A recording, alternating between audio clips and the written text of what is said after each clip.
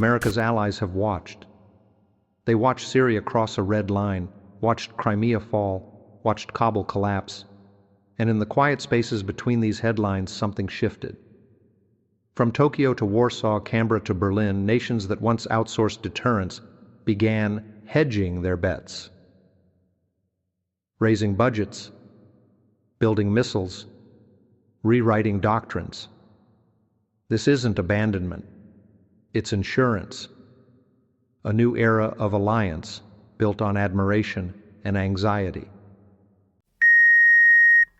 Imagine for a moment that oldest, most trusted friend. You know, the one you've always counted on, the absolute cornerstone of your security.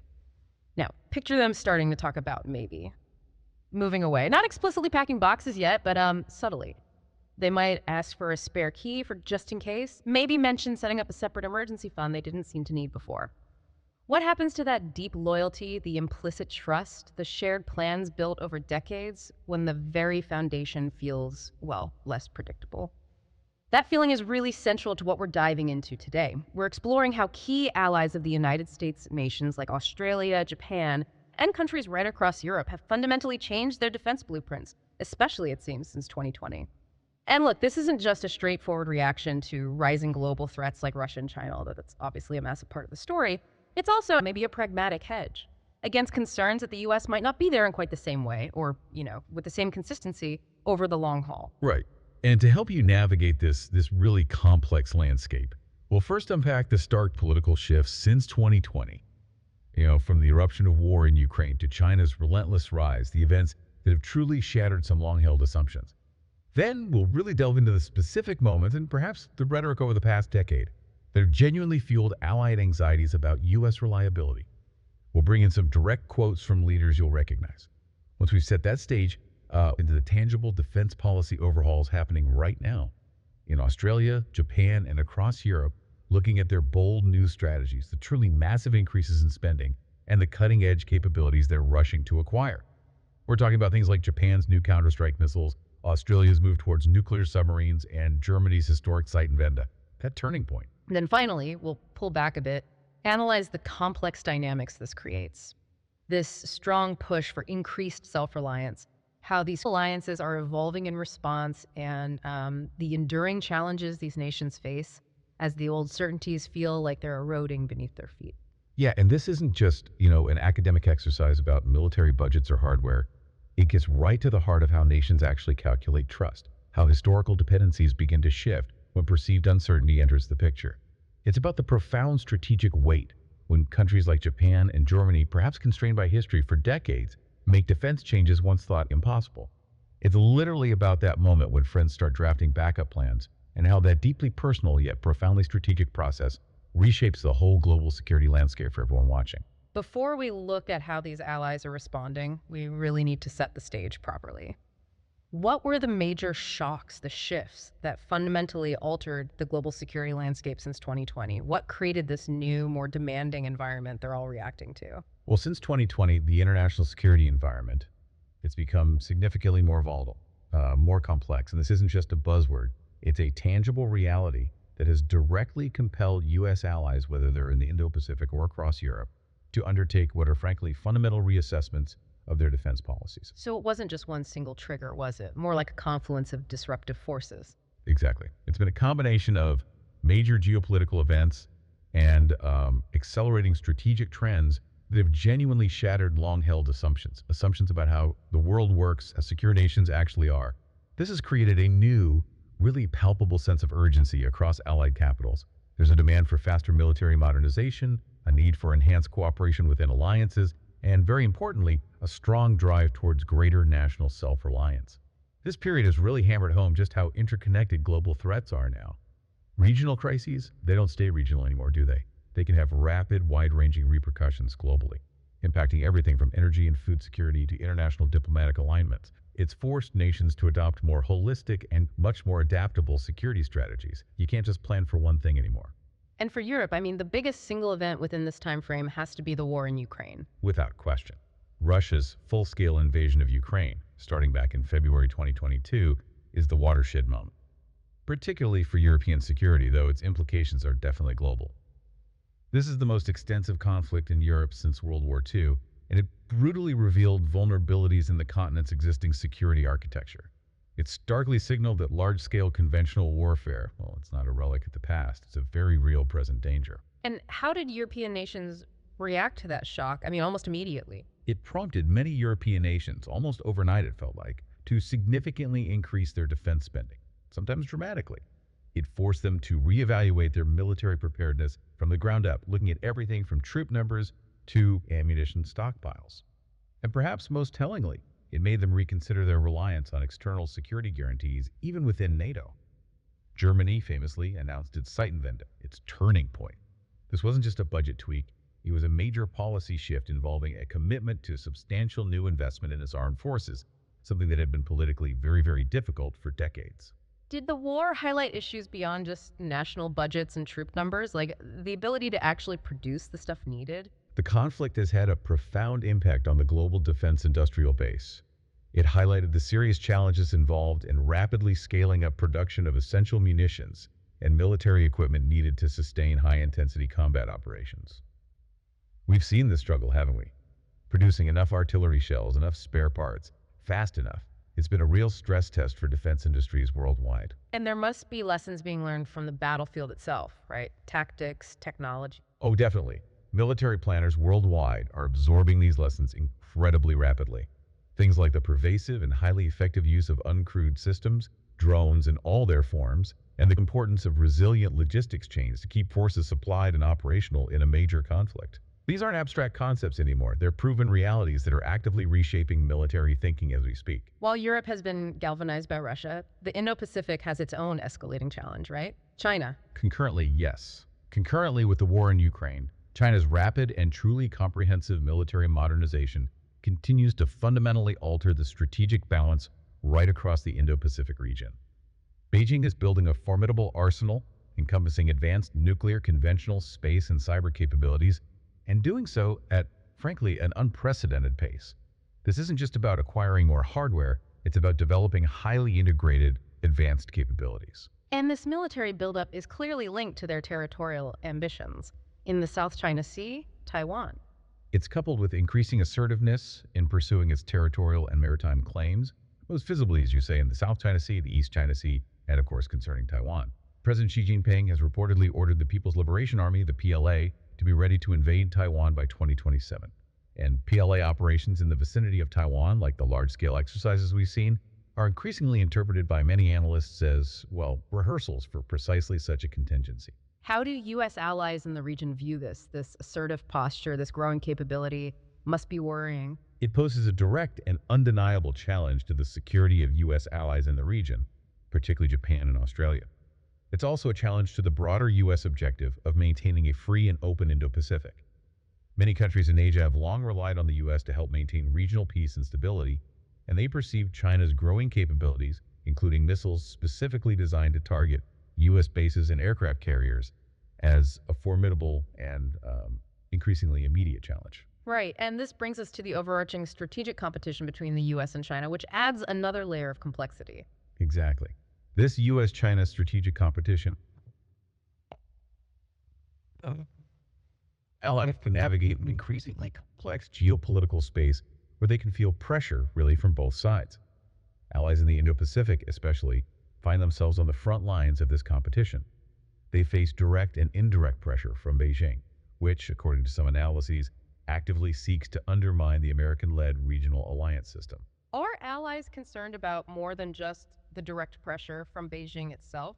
What about the risk between the big powers? Yes, there are also growing concerns among these allies about the potential for unintended escalation between the two superpowers in a crisis, and concerns about the steadfastness of U.S. security commitments themselves, particularly in light of sometimes inconsistent U.S. signaling, especially during periods like the previous administration.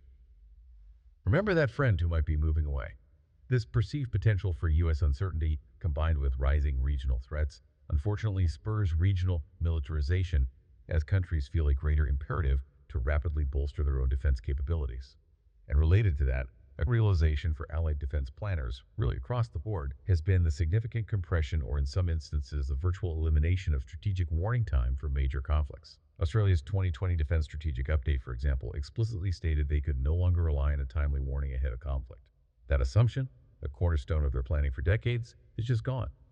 This was a direct result of the rapid growth and deployment capabilities of regional militaries. So, the idea of having years, maybe even a decade, to prepare for a major war is simply outdated thinking now. Precisely.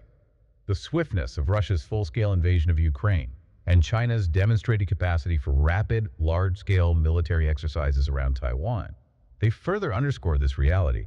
This necessitates a fundamental shift in defense planning, moving away from mobilization-based postures that relied on long lead times towards an urgent emphasis on high readiness, forward defense, and capabilities that can be deployed and sustained with minimal delay.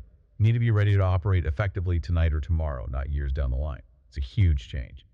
Beyond those conventional military threats, U.S. allies are also increasingly confronted by hostile activities in what's known as the gray zone, that ambiguous space just below the threshold of overt armed conflict. Right, like cyber attack, disinformation campaigns, that sort of thing.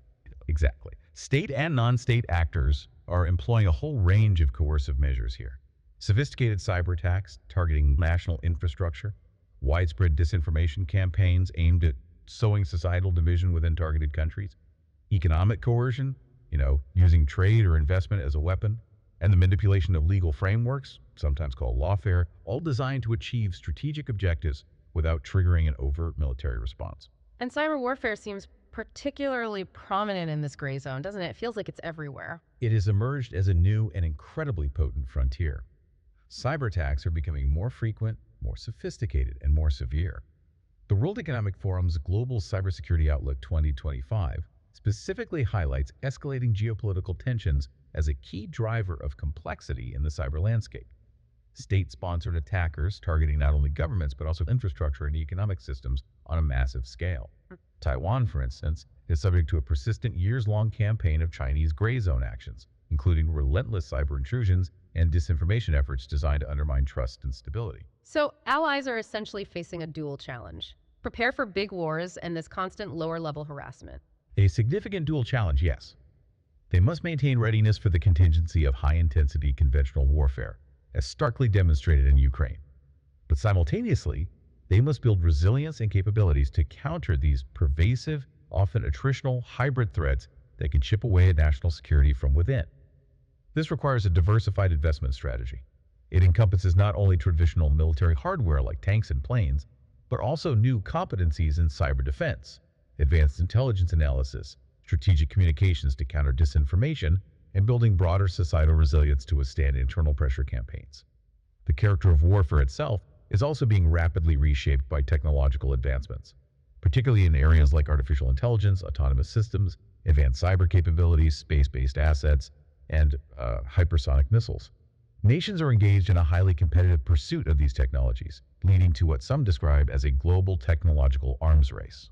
What's the impact of things like AI on military thinking? Does it just make things faster? Well, the integration of AI into military systems, for example, offers unprecedented potential. Yes, in accelerating intelligence gathering, speeding up decision-making cycles to potentially outperform an adversary, and enabling autonomous operations.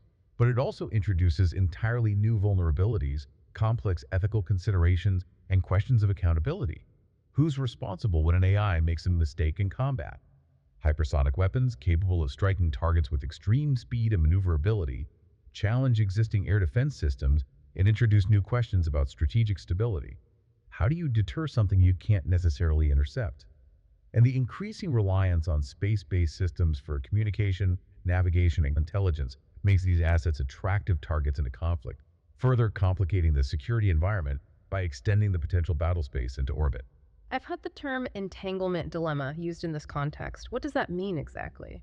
Yes, it's a significant concern.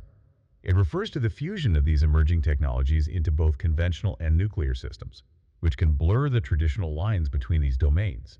This entanglement dilemma potentially increases the risk of miscalculation and unintended escalation in a crisis, making the security environment far more precarious.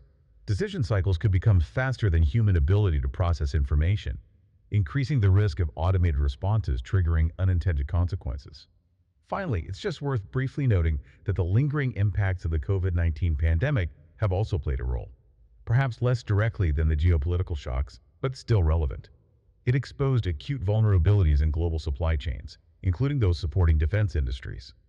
Initially, the massive government spending on pandemic response also placed significant pressure on budgets worldwide.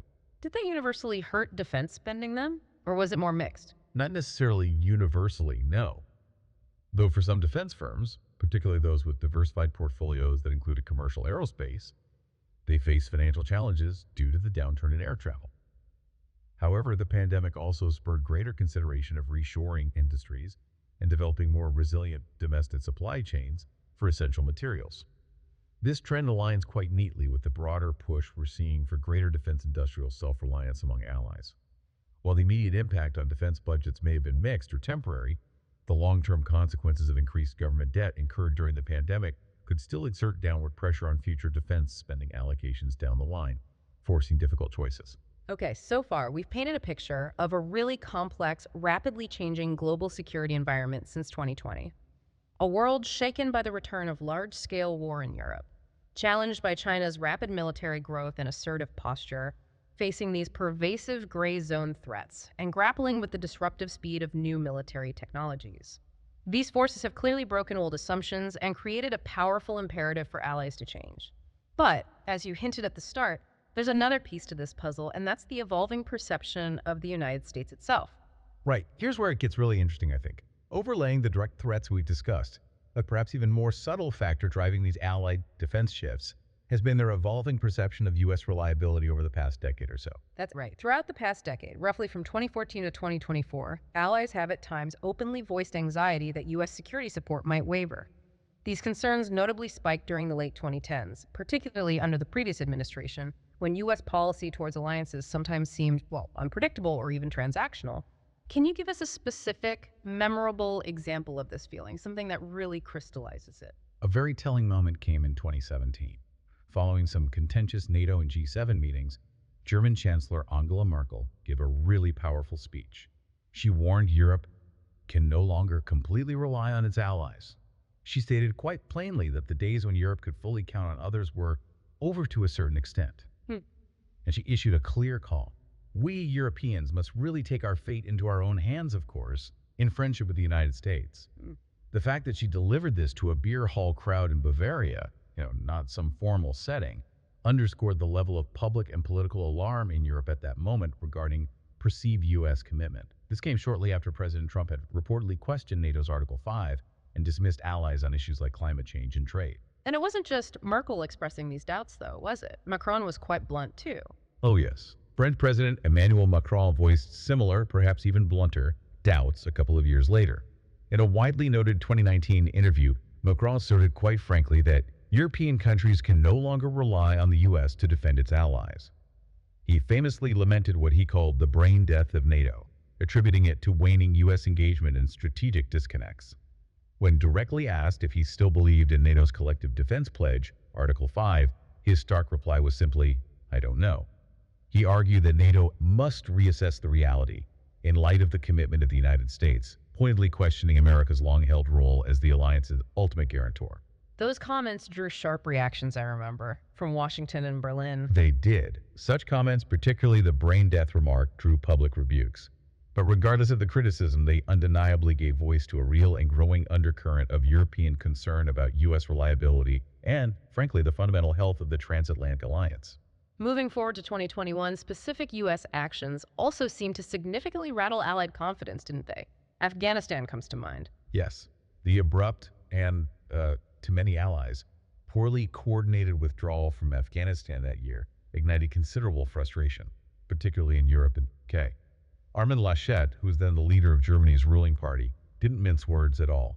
He called the chaotic pullout the biggest debacle that NATO has suffered since its creation, declaring it marked an epochal change in transatlantic affairs. To many in Europe, the U.S. decision, which felt like it was made with scant consultation with allies who had fought and sacrificed alongside them for years in Afghanistan, was perceived as a betrayal of Afghan partners, and certainly raised significant doubts about American steadiness and willingness to stick it out through difficult missions. Some British officials seemed particularly affected by that, even personally. There were. UK Defense Secretary Ben Wallace was visibly emotional, reportedly fighting back tears when speaking about those left behind in Afghanistan. He powerfully suggested that the episode show that a superpower, that is, not prepared to stick at something isn't probably a superpower at all. Remarks like these, coming from such senior officials, really revealed the depth of disillusionment felt by some key allies at that particular moment. And this unease wasn't just confined to Europe either. While Japan and Australia maintained a publicly confident stance regarding the U.S. alliance, they were quietly but diligently tracking Washington's resolve. President Trump's flirtations with North Korea, for instance, and his questioning of the cost of maintaining U.S. forces in Asia. These prompted behind-the-scenes jitters in both Tokyo and Canberra.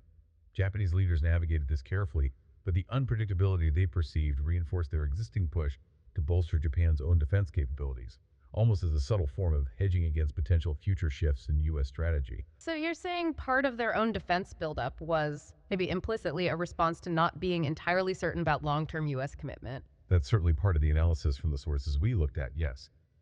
In Australia, policy planners in recent years have openly acknowledged anxieties about the U.S. retreating from global leadership, and were weighing scenarios where America might potentially reduce its engagement in the region. Former Australian Prime Minister Malcolm Turnbull later admitted that the previous U.S. administration's approach put allies in a difficult position, even though his government, like Japan's, largely avoided open criticism at the time. These instances demonstrate that across both Europe and Asia, unexpected or inconsistent U.S. moves occasionally led allies to seriously question just how rock-solid American support would truly remain if a major crisis erupted. And in direct response to these uncertainties, U.S. partners have increasingly emphasized the concepts of strategic autonomy and, hand-in-hand with that, greater burden sharing. European leaders notably began strongly advocating that Europe needed to strengthen its own capacity to act independently if and when needed. Merkel's powerful 2017 exhortation that we Europeans must fight for our future on our own really became a significant rallying cry that echoed across the continent. Right, and Macron's vision of European sovereignty fits right in here too, doesn't it? Macron has championed a vision where Europe should be able to control its own destiny and not be overly dependent on Washington.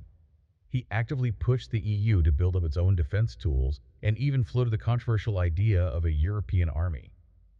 The broader concept of European strategic autonomy gained significant traction after 2016, with officials like European Council President Charles Michel explicitly declaring that the Afghanistan withdrawal in 2021 showed the EU must strive for greater capacity for action in the world without always having to rely solely on U.S. troops. What concrete steps did this lead to within Europe? Were they actually building these independent capabilities? Well, within the EU framework, members have since explored creating their own rapid reaction forces and improving their internal decision-making processes, specifically for crises when America might be hesitant or perhaps preoccupied elsewhere. Even Germany, which had long been cautious about pushing for military autonomy, saw leaders like then Foreign Minister Frank-Walter Steinmeier caution back in 2017 that Europe will have to do more for its own security in an era of perceived U.S. unpredictability. The consistent refrain from these leaders was pretty clear. Europe should aim to be able to stand on its own feet militarily if necessary, while certainly still valuing the U.S. alliance. And a very similar strategic logic is echoed across the Indo-Pacific. Facing the rising assertiveness of both China and North Korea, U.S. allies like Japan and Australia have also moved to significantly increase their self-reliance. This is partly intended to complement U.S. efforts, yes, but also explicitly, it seems, to hedge against potential future uncertainty in U.S. support. Japan's changes seem particularly historic in this context, just massive shifts. They are profound. Japan, under Prime Ministers Abe and then Kishida, has undertaken historic shifts to expand its defense capabilities and its regional security roles. In late 2022, Tokyo announced it would nearly double its defense spending and acquire controversial counterstrike missiles capabilities that were simply unthinkable just a decade prior given Japan's post-war defense orientation.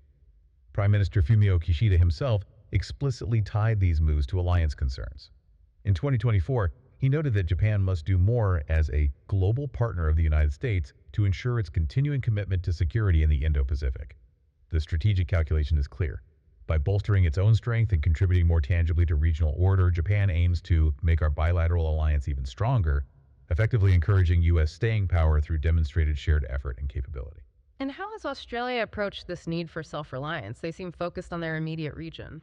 Australia has also sharpened its focus on self-reliant defense. Its 2017 Foreign Policy White Paper candidly acknowledged worries about a potentially reduced U.S. role in Asia. Canberra has since accelerated its significant investments in indigenous military capabilities, including long-range strike, cyber, and intelligence, explicitly stating that they need to be able to, quote, take greater responsibility for our own security. Australian leaders have also deepened regional networks, such as the Quad with Japan, India, and the US, recognizing that strengthening collective capacity among partners can also serve as a hedge. Notably, Australia pursued the AUKUS Pact in 2021, partly to obtain advanced technology like nuclear submarines, which greatly enhances its independent deterrent capability, even as that very pact itself underscored a deep reliance on US and UK help. It's that paradox again. France seems to be operating on multiple fronts, pushing European autonomy but also expanding its own presence in the Indo-Pacific. Exactly. France has blended both approaches. While advocating strongly for European autonomy and a stronger EU defense identity, it's also been expanding its security presence and partnerships in the Indo-Pacific. President Macron has argued that Europe should aim to become a third pole in global affairs, capable of independent action. As a resident Indo-Pacific power with overseas territories and significant interests, France has concurrently urged other European allies to step up their involvement in Asian security to supplement or potentially fill gaps left by U.S. efforts. Paris has deployed naval assets to Asian waters and led the EU in adopting its own Indo-Pacific strategy, clearly preparing for a future where Europe might have to secure its interests with less direct American engagement. So, across all these examples from Europe to the Indo-Pacific, the message from Allied leaders has been remarkably consistent. Pursuing greater self-reliance is simply prudent in today's uncertain world. Whether the goal is to take our fate into our own hands, in Europe, as Merkel put it, or for allies in Asia to be able to stand their own ground, these U.S. friends have been actively fortifying their own autonomy. It's a pragmatic strategy, designed as a hedge against perceived uncertainty in Washington's long-term commitments, whether due to political shifts or strategic reorientation. This is the reliability dilemma in action. The less certain the core relationship feels, the more necessary that backup plans become. Okay, so just to pull that together, what we're seeing isn't just about the direct threats from Russia and China, important as they are. It's deeply intertwined with a decade of Allied reflection on how reliable the United States might be in the future. Leaders across Europe and the Indo-Pacific, maybe scarred by moments of perceived unpredictability or disengagement from Washington, have explicitly stated the need to bolster their own capabilities, stand on their own feet, at least as a potential hedge. Yet, they equally celebrated and reaffirmed the vital importance of the U.S. alliance whenever Washington demonstrated commitment. It's this complex balancing act preparing for potential uncertainty while actively working to preserve the alliances they still see as the cornerstone of their security. This push for self-reliance, then, it's a practical response to a changing world, influenced both by rising external dangers and that fluctuating confidence in their primary security partner. Yes, but despite these periodic worries and calls for greater autonomy, it's also to note that many Allied statements over the past decade have also voiced strong faith in the U.S. and consistently praised the enduring strength of the alliances. Leaders have often balanced their calls for self-reliance with public reassurances that America remains a dependable partner. So it's not a simple story of trust just eroding entirely. There's push and pull. Not at all. For example, even as Merkel urged European self-help back in 2017, she carefully emphasized doing so in friendship with the United States, making it clear it wasn't meant as an anti-American stance, but a pragmatic necessity within the alliance framework. There were numerous instances of outright praise for U.S. support. British Prime Minister Theresa May, standing beside President Trump in early 2017, made a point of affirming both nations' unshakable commitment to NATO, stressing emphatically that we're 100% behind NATO as the bulwark of our collective defense. This was a deliberate public show of confidence in U.S. pledges, clearly meant to publicly anchor Washington to its alliance obligations. And sources noted that privately, UK officials were reportedly working very hard at the time to convince a skeptical Trump of NATO's value, and May announced that Trump had given her his 100% backing for the alliance. And when the U.S. leadership shifted after 2020, was there a noticeable change in Allied sentiment? A sense of relief, maybe? Allied relief was quite palpable when U.S. rhetoric shifted back to more traditional lines regarding alliances. After the 2020 U.S. election, European leaders widely welcomed President Biden's clear commitments to NATO and alliances. "America is back," declared France's finance minister, a sentiment that really echoed across Europe. In 2021, Biden explicitly reaffirmed the vital Article 5 and rejoined key multilateral efforts, drawing widespread praise from Berlin, Paris, and London. NATO's 2021 and 2022 summits saw a newfound unity. German Chancellor Olaf Scholz specifically called it remarkable, saying, "We all managed to stay united," which obviously Putin never expected. and he credited U.S. leadership in coordinating the response to Russia's war. So the Ukraine war, while highlighting vulnerabilities, also became a moment of alliance solidarity in practice. Precisely, European officials, while still privately mindful of potential future shifts in U.S. politics, lauded Washington's massive military aid to Ukraine in 2022-24 as a powerful and undeniable sign of U.S. commitment to European security. British Prime Minister Boris Johnson frequently praised the transatlantic effort in Ukraine, arguing that Western unity against Russia, significantly bolstered by U.S. resolve and support, proved NATO was stronger than ever. For many, the coordinated support for Ukraine became a case study in Allied solidarity, reinforcing their public trust that the U.S. would indeed honor its security promises when it truly mattered in a major conflict. And in the Indo-Pacific, allies have likewise highlighted moments that underscored American dependability.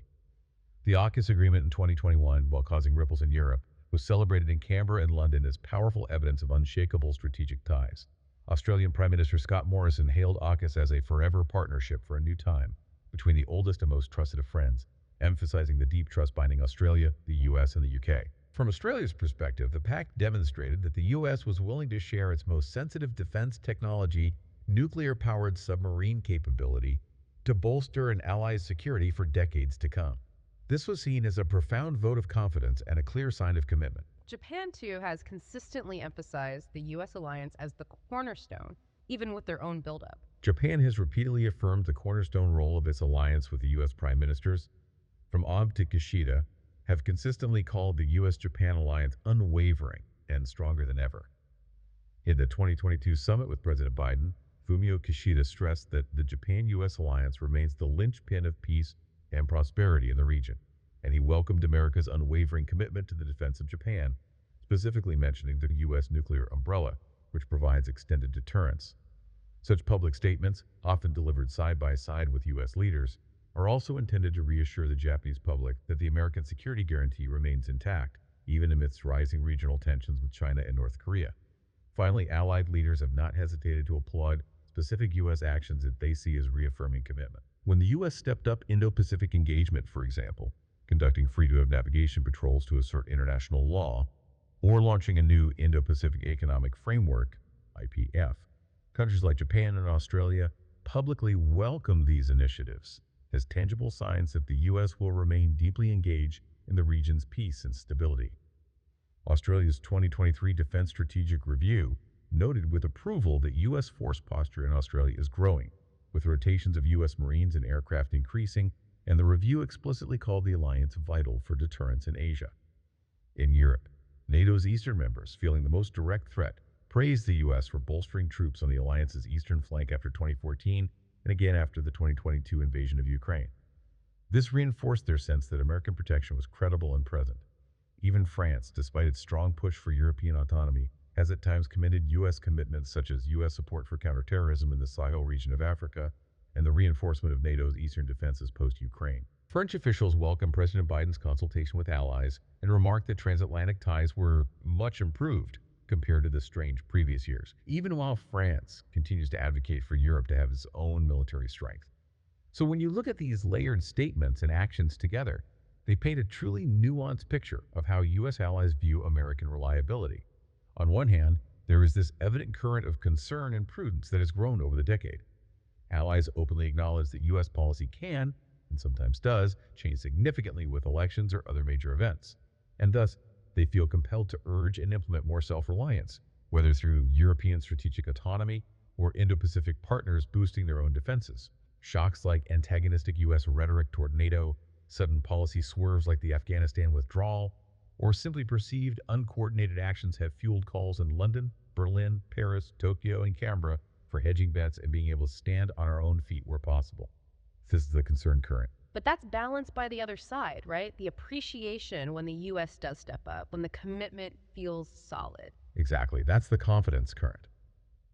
On the other hand, Allied leaders consistently and publicly voiced their deep value for the U.S. security guarantees.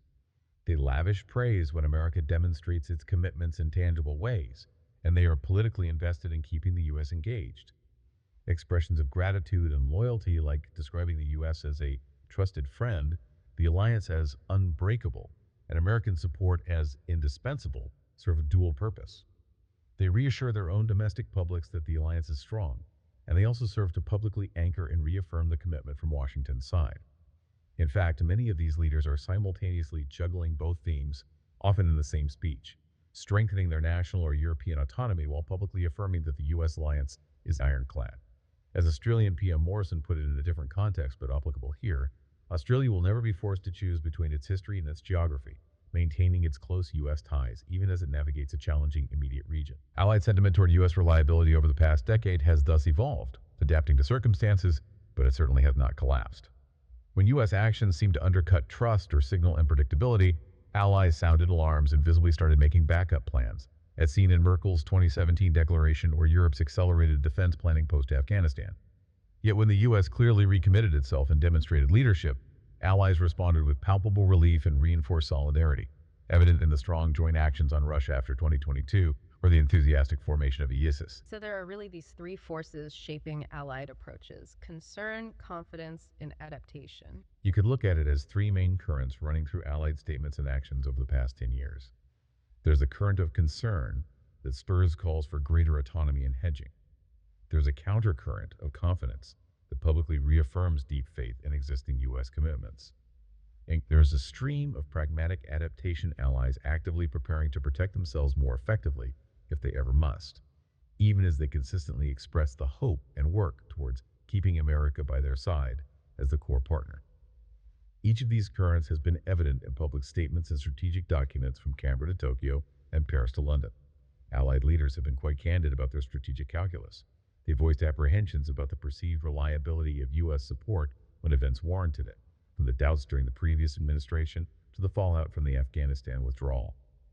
And they have simultaneously accelerated efforts to stand more firmly on their own feet, be it through EU-level defense initiatives or significant military buildups in the Indo-Pacific. These moves have often been explicitly linked to the perceived uncertainty of U.S. engagement. And at the same time, these allies have consistently emphasized that they have never stopped valuing the U.S. alliance as the fundamental cornerstone of their security, readily offering praise and demonstrating their own commitment when U.S. actions reaffirm that bond. It truly sounds like a delicate, almost precarious balancing act they're performing. It is. As one European diplomat was quoted quipping, it sums up the situation well. We will prepare for the worst, but still pray for and work for the best of American leadership. End quote. Such is the complex and multi-layered balancing act allies have struck in navigating the past tumultuous decade of U.S. strategic support. Okay, so the strategic shift we're seeing isn't just about the direct threats from Russia and China. It's deeply intertwined with a decade of allied reflection on how reliable the United States might be in the future. Leaders across Europe and the Indo-Pacific, spurred by moments of perceived unpredictability or disengagement from Washington, have explicitly stated the need to bolster their own capabilities and stand on their own feet, at least as a potential hedge. Yet they've equally celebrated and reaffirmed the vital importance of the U.S. alliance whenever Washington demonstrated commitment. It's this complex balancing act, preparing for potential uncertainty while actively working to preserve the alliances they still see as the cornerstone of their security. This push for self-reliance is a practical response to a changing world, influenced both by rising external dangers and that fluctuating confidence in their primary security partner. It's really dynamic. Right. So how have these converging pressures, the rising threats, and those layered concerns about reliability translated into actual defense policy changes on the ground? Let's start down under, in Australia. They've undergone a really massive transformation in their defense posture lately. That's right. Since 2020, Australia has embarked on a truly significant strategic realignment of its defense policy. This transformation is driven by a very candid assessment of what they see as a rapidly deteriorating security environment in the Indo-Pacific. It's primarily a response to the strategic implications of China's rapid military expansion and increasing assertiveness in their neighborhood, coupled with an evolving understanding of regional dynamics and the demands of its alliance commitments. Canberra is moving very decisively towards what they describe as a more focused and potent defense posture. What's the core idea behind this new posture? What are they calling it? The emphasis is now strongly on deterrence by denial. That means making it too costly or too unlikely for an adversary to succeed in an attack against Australia or its interests in the immediate region. This strategy involves a heavy emphasis on acquiring long-range strike capabilities, strengthening key alliances, and a concurrent pursuit of greater national self-reliance in defense sectors. The core tenets of this new approach are laid out in two key documents: the 2023 Defense Strategic Review, or DSR, and the subsequent 2024 National Defence Strategy, or NDS. These represent what's called a watershed moment in Australian defence thinking. They articulate a fundamental shift from a historically balanced force, which was designed to handle a wide range of global contingencies, to an integrated, focused force specifically tailored to address what they identify as the most consequential risks facing Australia in its immediate region. And this acknowledges that lost warning time we discussed earlier, that they can't count on years to prepare anymore. This reorientation explicitly acknowledges the erosion of the 10-year strategic warning time for major conflict, which had been a cornerstone of previous Australian defence planning. That comfortable assumption is now gone. At the heart of this new approach is the concept of national defence, which calls for a coordinated, whole-of-government and whole-of-nation effort to safeguard Australia's security and interests. And as I mentioned, the cornerstone of military planning is now the strategy of denial. This strategy aims to deter potential adversaries by convincing them that any hostile action against Australia or its interests would simply be too costly or unlikely to succeed to be worth attempting.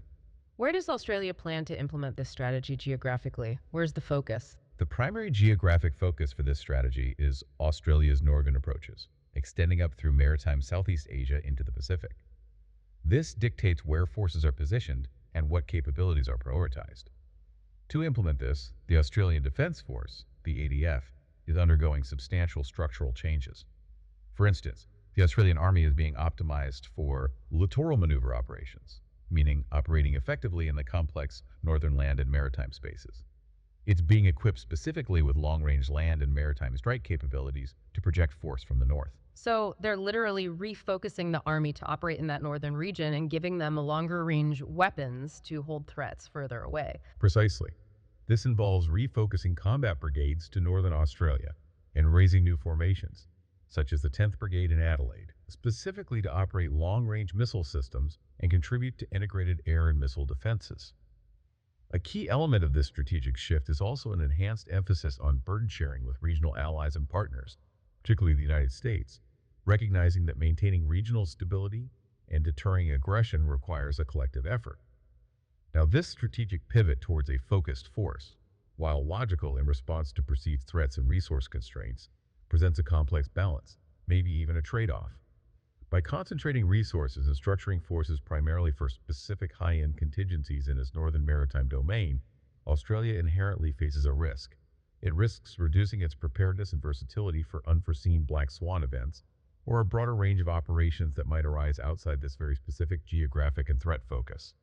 It's a calculated risk, reflecting a difficult choice between specialized deterrence in its near region versus broader contingency readiness for distant possibilities. To fund this major shift, Australia has launched a new military spending program, the IIP.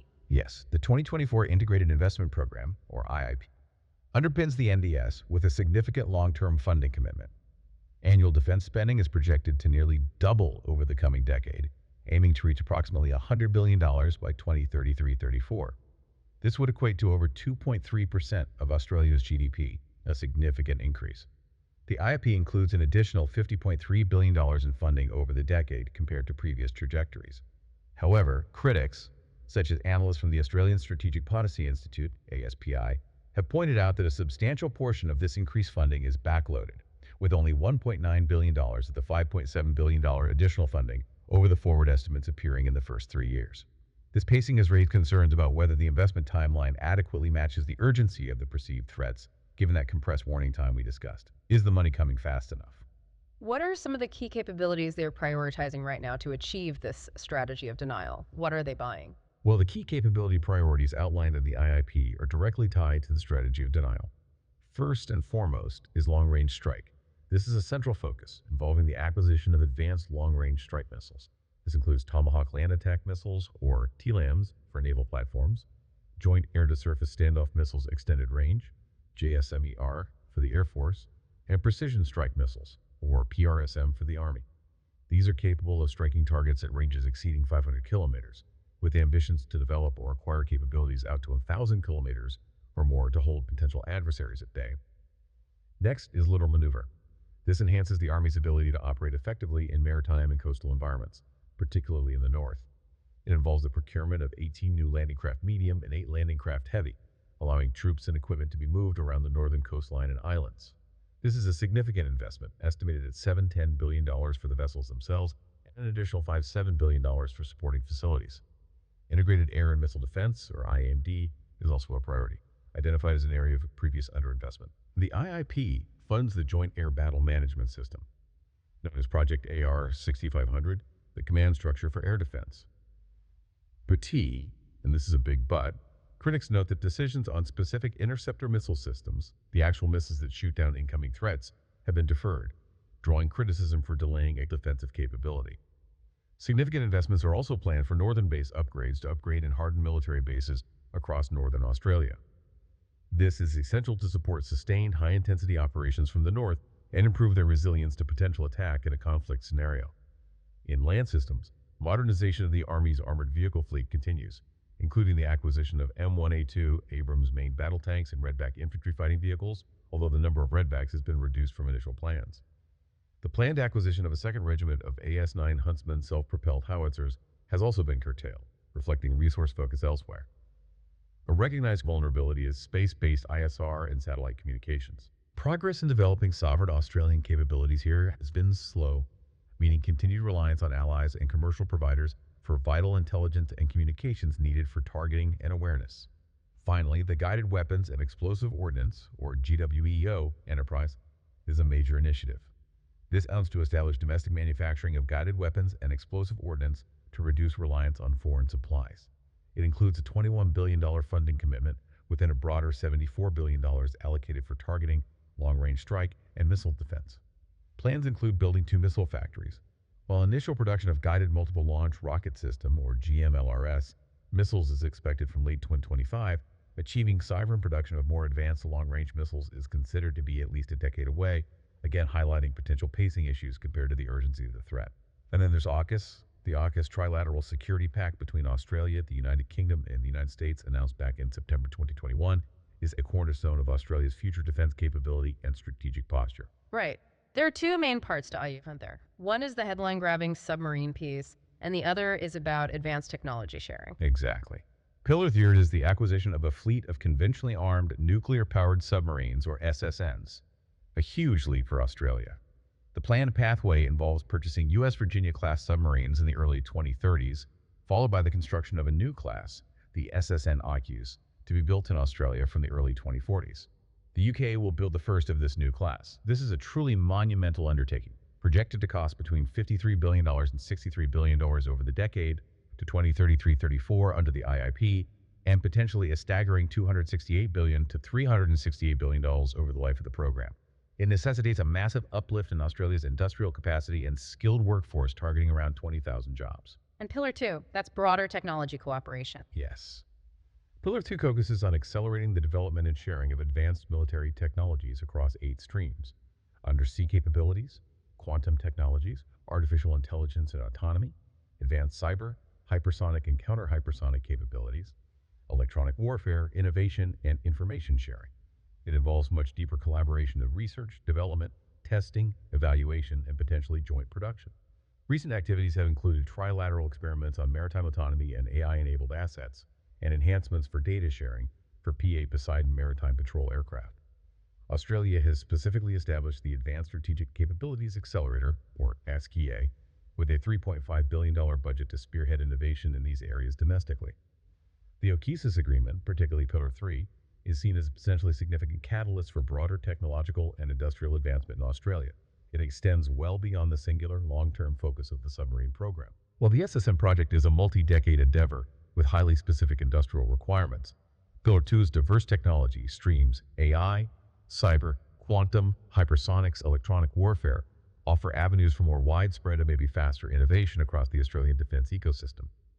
The emphasis on trilateral R&D, innovation challenges, and integration with US and UK supply chains can foster a more agile and technologically sophisticated defense sector, with potential spillover benefits into civilian industries too. So Pillar 2 might serve as a more immediate and diffuse engine for technological uplift and industrial-based development, complementing the long-term strategic impact of the nuclear-powered submarine capability.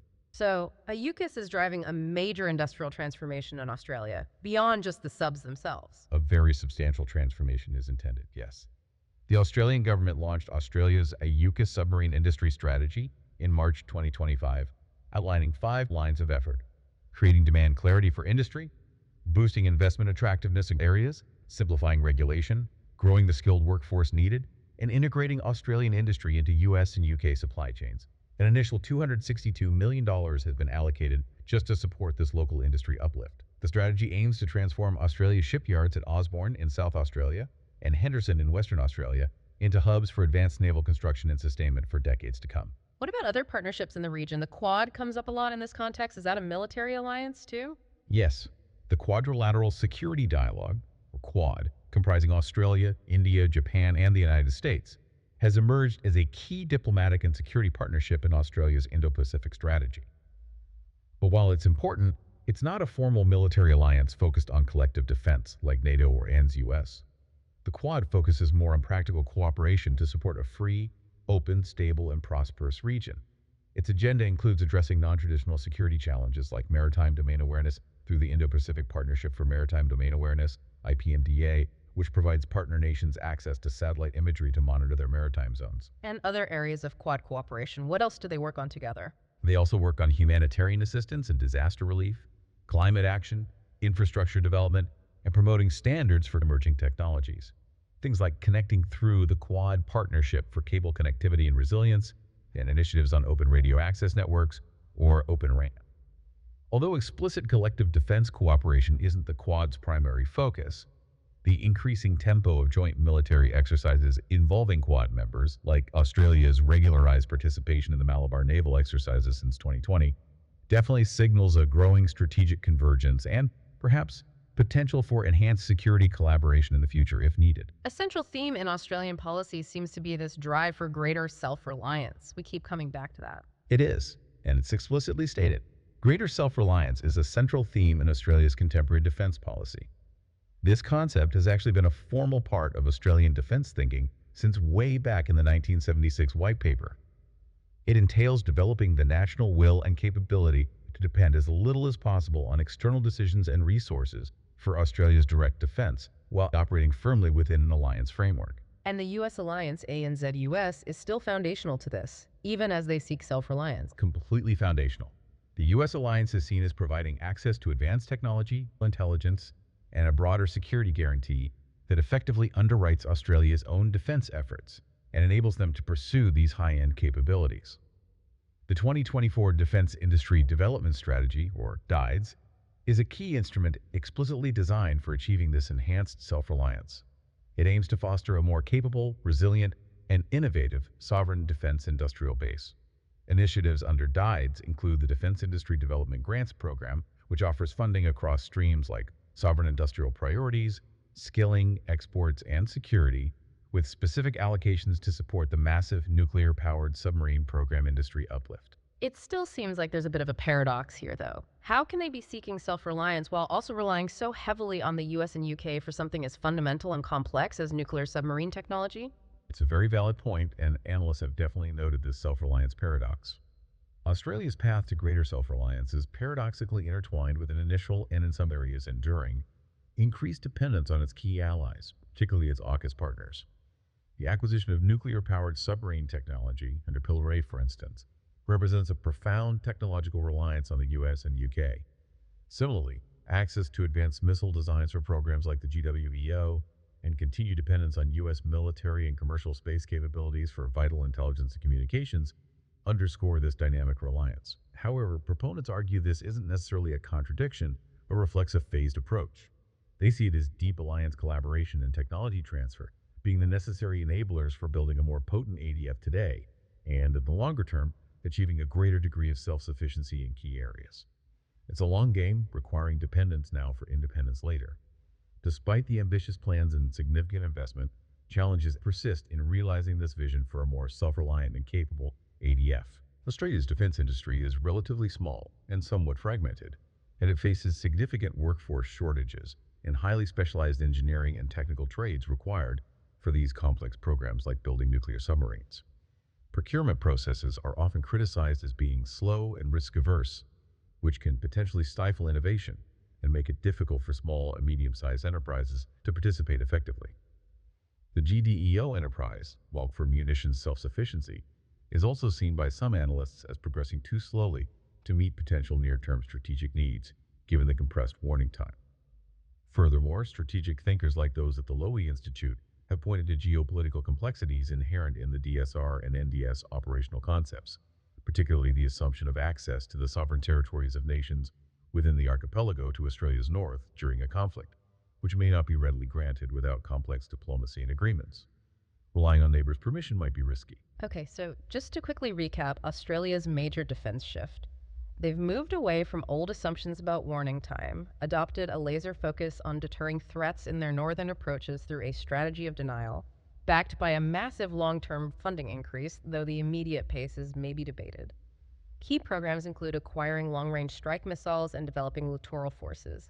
AUKUS is central to acquiring high-end capabilities like nuclear submarines, even as it highlights an initial reliance on partners. They're pushing for self-reliance through domestic defense industry development, but face industrial challenges, and this paradox where achieving high-end capability means initial dependence on allies. It's a focused, ambitious, but clearly complex pivot for Australia. Now let's turn to Japan. Often characterized by its deep post-war pacifism and its exclusively defense-oriented policy, Tokyo has just enacted defense changes that are truly nothing short of historic, a profound transformation, really. You're right. Japan is undergoing a historic and indeed profound transformation of its post-World War II defense posture. This shift has been catalyzed by what Japan perceives as an increasingly severe and complex security environment in Northeast Asia. Threats from China's growing military power and regional assertiveness, North Korea's persistent and advancing nuclear and missile programs, and the shock of Russia's aggression in Ukraine have collectively compelled Tokyo to fundamentally reassess its security strategy. And what has been the tangible result of this reassessment? What are they actually doing? The result is a set of new foundational strategic documents, a commitment to dramatically increase defense spending to levels not seen before, the truly controversial decision to acquire counterstrike capabilities, a major departure, a significant strengthening of the U.S.-Japan alliance in new domains, and an active expansion of security partnerships across the Indo-Pacific region and beyond. All of this is being carefully navigated within the unique context of Japan's constitutional constraints on military force. These pivotal changes are primarily articulated in three documents unveiled back in December 2022: the National Security Strategy, NSS, the National Defense Strategy, NDS, and the Defense Buildup Program, DBP. These collectively signify the most substantial evolution in Japan's defense policy since the establishment of the Self-Defense Forces, the SDF, after the war. These documents represent a clear departure from the traditionally restrained, exclusively defense-oriented defense policy, or Senshu Boei, that characterized Japan's post-war era. How do these strategies describe the threats Japan now feels it faces? Are they explicit? The NSS is very explicit and quite blunt. It identifies China as an unprecedented and the greatest strategic challenge to Japan's peace and security and the international order. North Korea is labeled an even more grave and imminent threat than ever before, citing its advancing nuclear and missile capabilities. Russia's invasion of Ukraine is also cited as a factor undermining the foundations of the international order, with concerns that similar acts of aggression could occur in East Asia. These strategies are formulated based on the stark recognition that, in the current environment, Japan's own territory could realistically be subjected to direct military attack. Consequently, the primary objective outlined is the fundamental reinforcement of Japan's defense capabilities, with a particular focus on countering adversary capabilities and adapting to new ways of warfare, like gray zone tactics and advanced technology. This fundamental shift sounds like it requires a significant increase in resources. A lot more money. It does, a truly historic one. To resource this strategic shift, Japan has committed to a truly historic increase in defense-related spending. The DBP outlines a clear plan to nearly double the core defense budget and other national security investments to achieve a level approaching 2% of gross domestic product, GDP, by fiscal year 2027. This move decisively breaks the long-standing self-imposed cap of 1% of GDP on defense spending that had been in place since 1976. A huge symbolic and practical change. How much is that in real terms over the next few years? What kind of numbers are we talking about? The total defense budget under the 5-year DBP from FY 2023 to 2027 is projected to be approximately $43 trillion, which was around $320 billion at late 2022 exchange rates. Huge sums. Data from the Stockholm International Peace Research Institute, SAPI, indicates that Japan's military spending saw a significant 21% rise in 2024 alone, reaching $55.3 billion, or $8.4 trillion, which was already 1.4% of its GDP. Projections to the FY 2025 budget suggest a figure around 9.9 trillion, approximately $69.3 billion. This represents a sustained high-level financial commitment intended to fund the acquisition of new capabilities, enhance readiness, and importantly bolster the domestic defense industrial base. Perhaps the most striking and certainly the most discussed element of Japan's new defense posture is the decision to acquire counterstrike capabilities. In Japanese, this is referred to as Takichi no Ryoku, which is often translated as enemy-based strike capability. The NSS explicitly asserts that possessing such capabilities is now considered indispensable for deterrence and for disrupting and defeating invasions against Japan much earlier and at a further distance. This means Japan would, under specific, carefully defined conditions, have the ability to target an adversary's missile launch sites, their command and control centers, and other military infrastructure before an attack hits Japanese territory. That sounds like a fundamental, almost revolutionary change for a country with a constitution that explicitly limits its military to self-defense. How are they squaring that circle? It is a fundamental redefinition of Japan's post-war interpretation of self-defense. While the government meticulously frames this as remaining within constitutional limits and not altering the exclusively defense-oriented policy, it undeniably reflects a profound shift in how Japan perceives the threat and how it believes it must respond. The perceived inadequacy of purely defensive missile defense systems against the growing and increasingly sophisticated missile threats from North Korea and the expanding regional military capabilities of China has driven this change. It signals a move from a posture of purely passive defense, focused solely on repelling an attack once it lands on Japanese soil, to one that includes the ability to proactively neutralize threats at their source if deemed an unavoidable act of self-defense necessary for survival.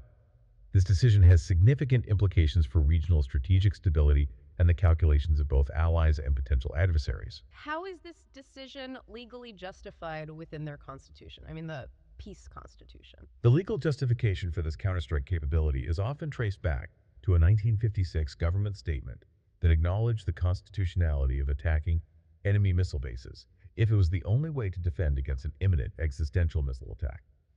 Any use of force would also be governed by the three new conditions for the use of force that were established by a 2014 cabinet decision, which expanded the interpretation of collective self-defense rights under specific, limited circumstances.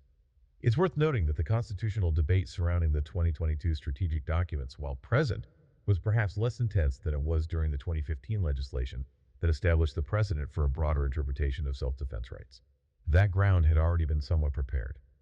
To acquire these controversial capabilities, Japan is embarking on several key acquisition and development programs. A major one is procuring 400 U.S.-made Tomahawk Block V cruise missiles, which have a range exceeding 1,600 kilometers.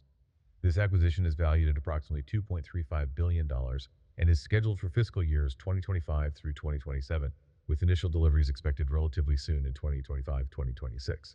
Are they developing their own long-range missiles too? Or just buying American? Oh yes, they are significantly accelerating the development and deployment of their indigenous Type 12 surface-to-ship, surface-to-surface missiles, or SSMs, significantly extending their range and capabilities. Ground-launched versions with a reported range of over 900 kilometers are expected from 2024, with ship-launched and air-launched variants to follow later. Furthermore, in March 2025, the Ministry of Defense contracted Mitsubishi Heavy Industries, MHI, to develop a new precision-guided missile leveraging Type 12 technology. This is slated for development through 2032 and is speculated to have a range of up to 2,500 kilometers, earning it the moniker of a Japanese Tomahawk. Japan is also actively pursuing two types of hypersonic weapons: the indigenous hypervelocity gliding projectile, or HVGP, aiming for significant range by 2030, and a hypersonic cruise missile, HCM, both planned with warheads for anti-ship and land attack. And recognizing that even with strike capability, defense is still needed, Japan is collaborating with the United States on the development of the Glide Phase Interceptor, GPI, specifically designed to intercept hypersonic missiles during their difficult-to-track glide phase. Of course, the effective employment of these long-range capabilities requires significant enhancements in Japan's command and control, or C2 systems, as well as its intelligence, surveillance, and reconnaissance, ISR infrastructure. This includes developing robust domestic satellite networks to reduce reliance on foreign assets for targeting and battle damage assessment information needed for these new capabilities. You need the eyes and ears to make the missiles work. Despite these moves towards greater indigenous capability, the U.S.-Japan alliance remains the cornerstone of Japan's national security strategy. The new defense documents explicitly aim to modernize and deepen this alliance, involving increased Japanese investment in enhanced roles, missions, and capabilities, and closer defense cooperation with the United States across domains. Cooperation is expanding significantly into emerging areas like space, with deepened collaboration between NASA and the Japan Aerospace Exploration Agency (JXA) on satellite deployments and space situational awareness, contributing to both scientific advancement and regional security, including countering anti-satellite threats. Cybersecurity cooperation is also intensified, including sharing threat intelligence and strengthening coordinated response mechanisms to cyber attacks and enhancing the resilience of infrastructure in both nations. And both countries are looking to expand collaborative research and development in AI with applications across civilian and defense sectors. You mentioned command and control infrastructure earlier. Has there been a change specifically designed to facilitate working more smoothly with the U.S. in a crisis? Yes. Our development is the enhancement of bilateral command and control structures. In March 2025, Japan established its first permanent Japan Joint Operations Command, JJOC. This is designed to streamline operations of the ground, maritime, and air self-defense forces, and, importantly, to facilitate more integrated operations with U.S. forces during potential contingencies. This move reflects Japan's shift from a traditionally siloed defense structure to a more unified, strategically mobile, and alliance-ready force, capable of more effective joint contingency planning and rapid decision-making, which is essential for high-tempo modern warfare alongside the U.S. AUKUS. Economic security is also an increasingly important dimension of the alliance, with joint efforts to strengthen supply chain resilience for materials like semiconductors and to shape trade and investment rules through frameworks such as the Indo-Pacific Economic Framework, IPEF. While unequivocally deepening its alliance with the U.S., Japan is simultaneously pursuing a sophisticated strategy of diversifying and strengthening its security partnerships with other like-minded nations, both in the Indo-Pacific and beyond. This multi-vectored engagement enhances Japan's strategic influence, provides alternative avenues for technological and defense cooperation, and contributes to a more resilient regional security architecture, thereby reducing over-reliance on any single partner, even as primary ally. This is indicative of a mature power seeking to maximize its strategic options in a complex security landscape, putting all its eggs in one basket, perhaps. Who are some of these key partners Japan is building relationships with, beyond the U.S.? Key partnerships include Australia, which is now described as Japan's most crucial security partner after the U.S. The relationship is underpinned by a renewed joint declaration on security cooperation in 2022 and a reciprocal access agreement, or RAA, which facilitates joint military exercises like Talisman Sabre and Bushido Guardian. Cooperation extends to potential collaboration on long-range missile development, submarine rescue systems, and integrated air defense. Mitsubishi Heavy Industries is even a bidder for Australia's new frigate program, with an upgraded Mogami-class design.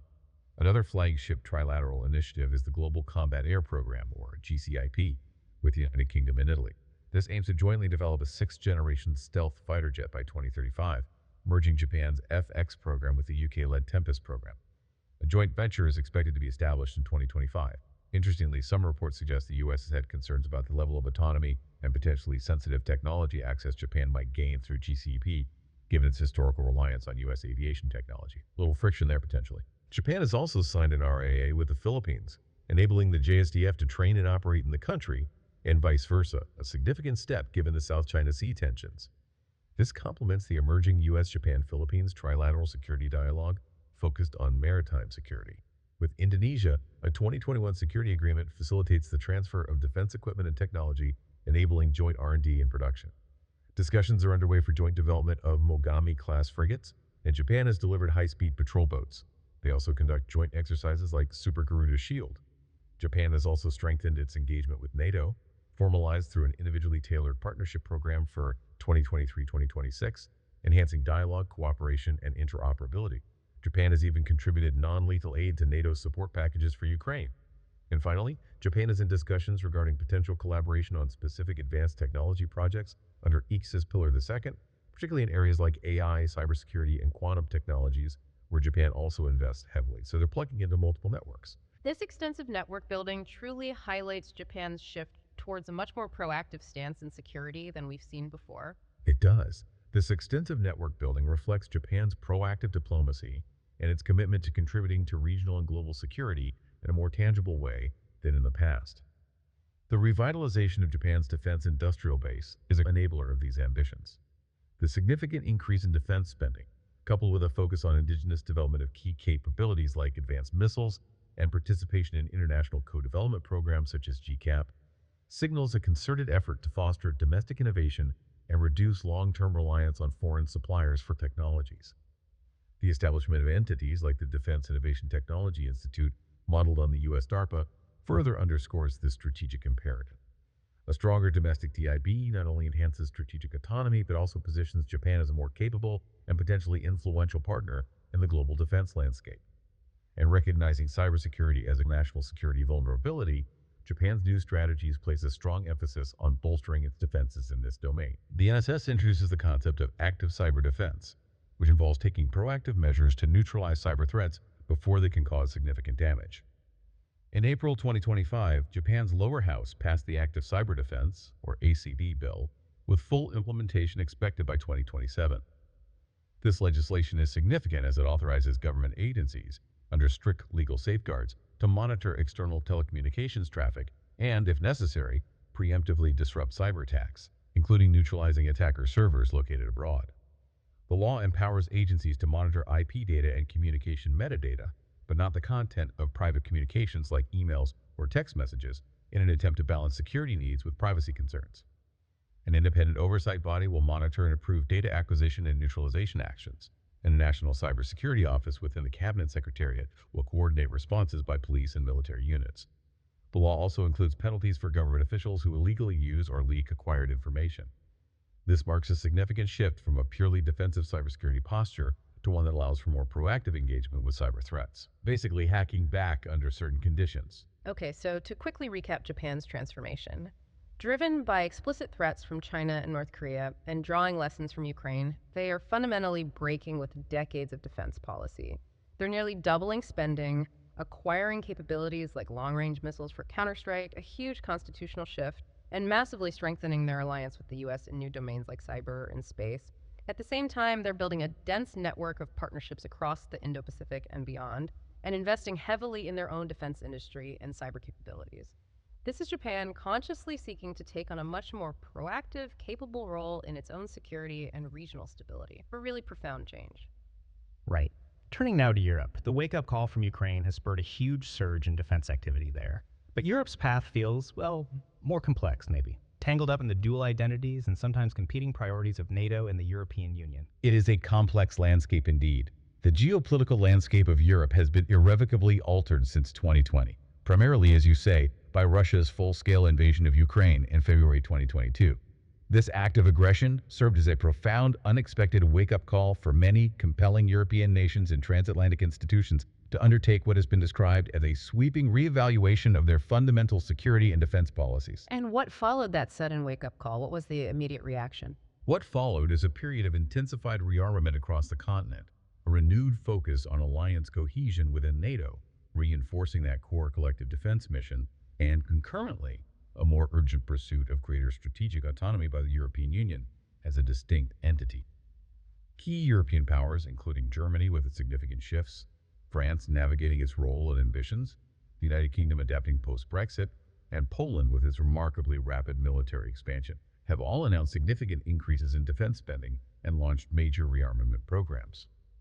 It reflects a continent grappling with the return of high-intensity warfare and the urgent need for credible deterrence against a major land power.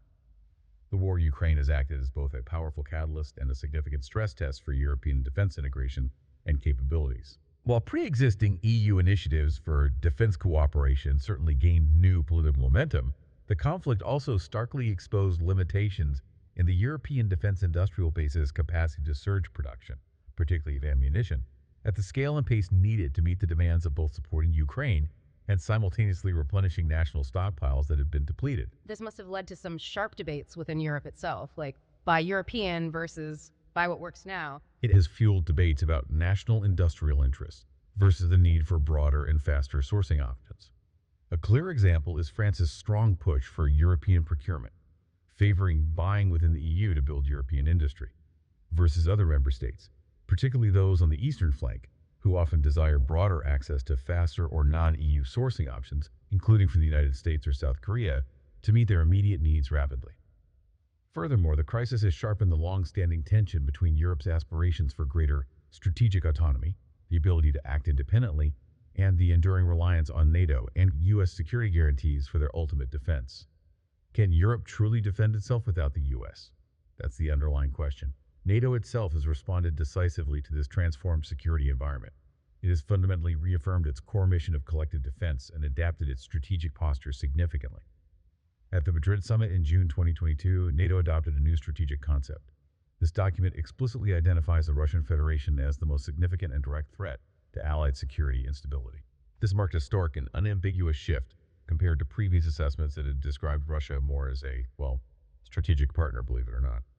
For the first time, the document also addressed the systemic challenges posed by the People's Republic of China's growing global influence and coercive policies, acknowledging that developments in the Indo-Pacific can indeed directly affect Euro-Atlantic security. The participation of Indo-Pacific partners, Australia, Japan, New Zealand, and South Korea, at the Madrid summit underscored this broadening perspective, reflecting and understanding that security challenges today are globally interconnected. The concept reaffirms NATO's status as a nuclear alliance and its fundamental commitment to deterrence and defense as its core tasks, alongside crisis prevention and management and cooperative security. Notably, the 2022 document contains less emphasis on arms control and disarmament compared to its 2010 predecessor, reflecting a shift in strategic focus towards immediate threats. How is NATO translating this into practical readiness on the ground? More troops, faster deployment. To bolster its deterrence and defense posture, NATO adopted a new force model, or NFM, which replaces the previous NATO response force. The NFM significantly expands the pool of high-readiness forces available.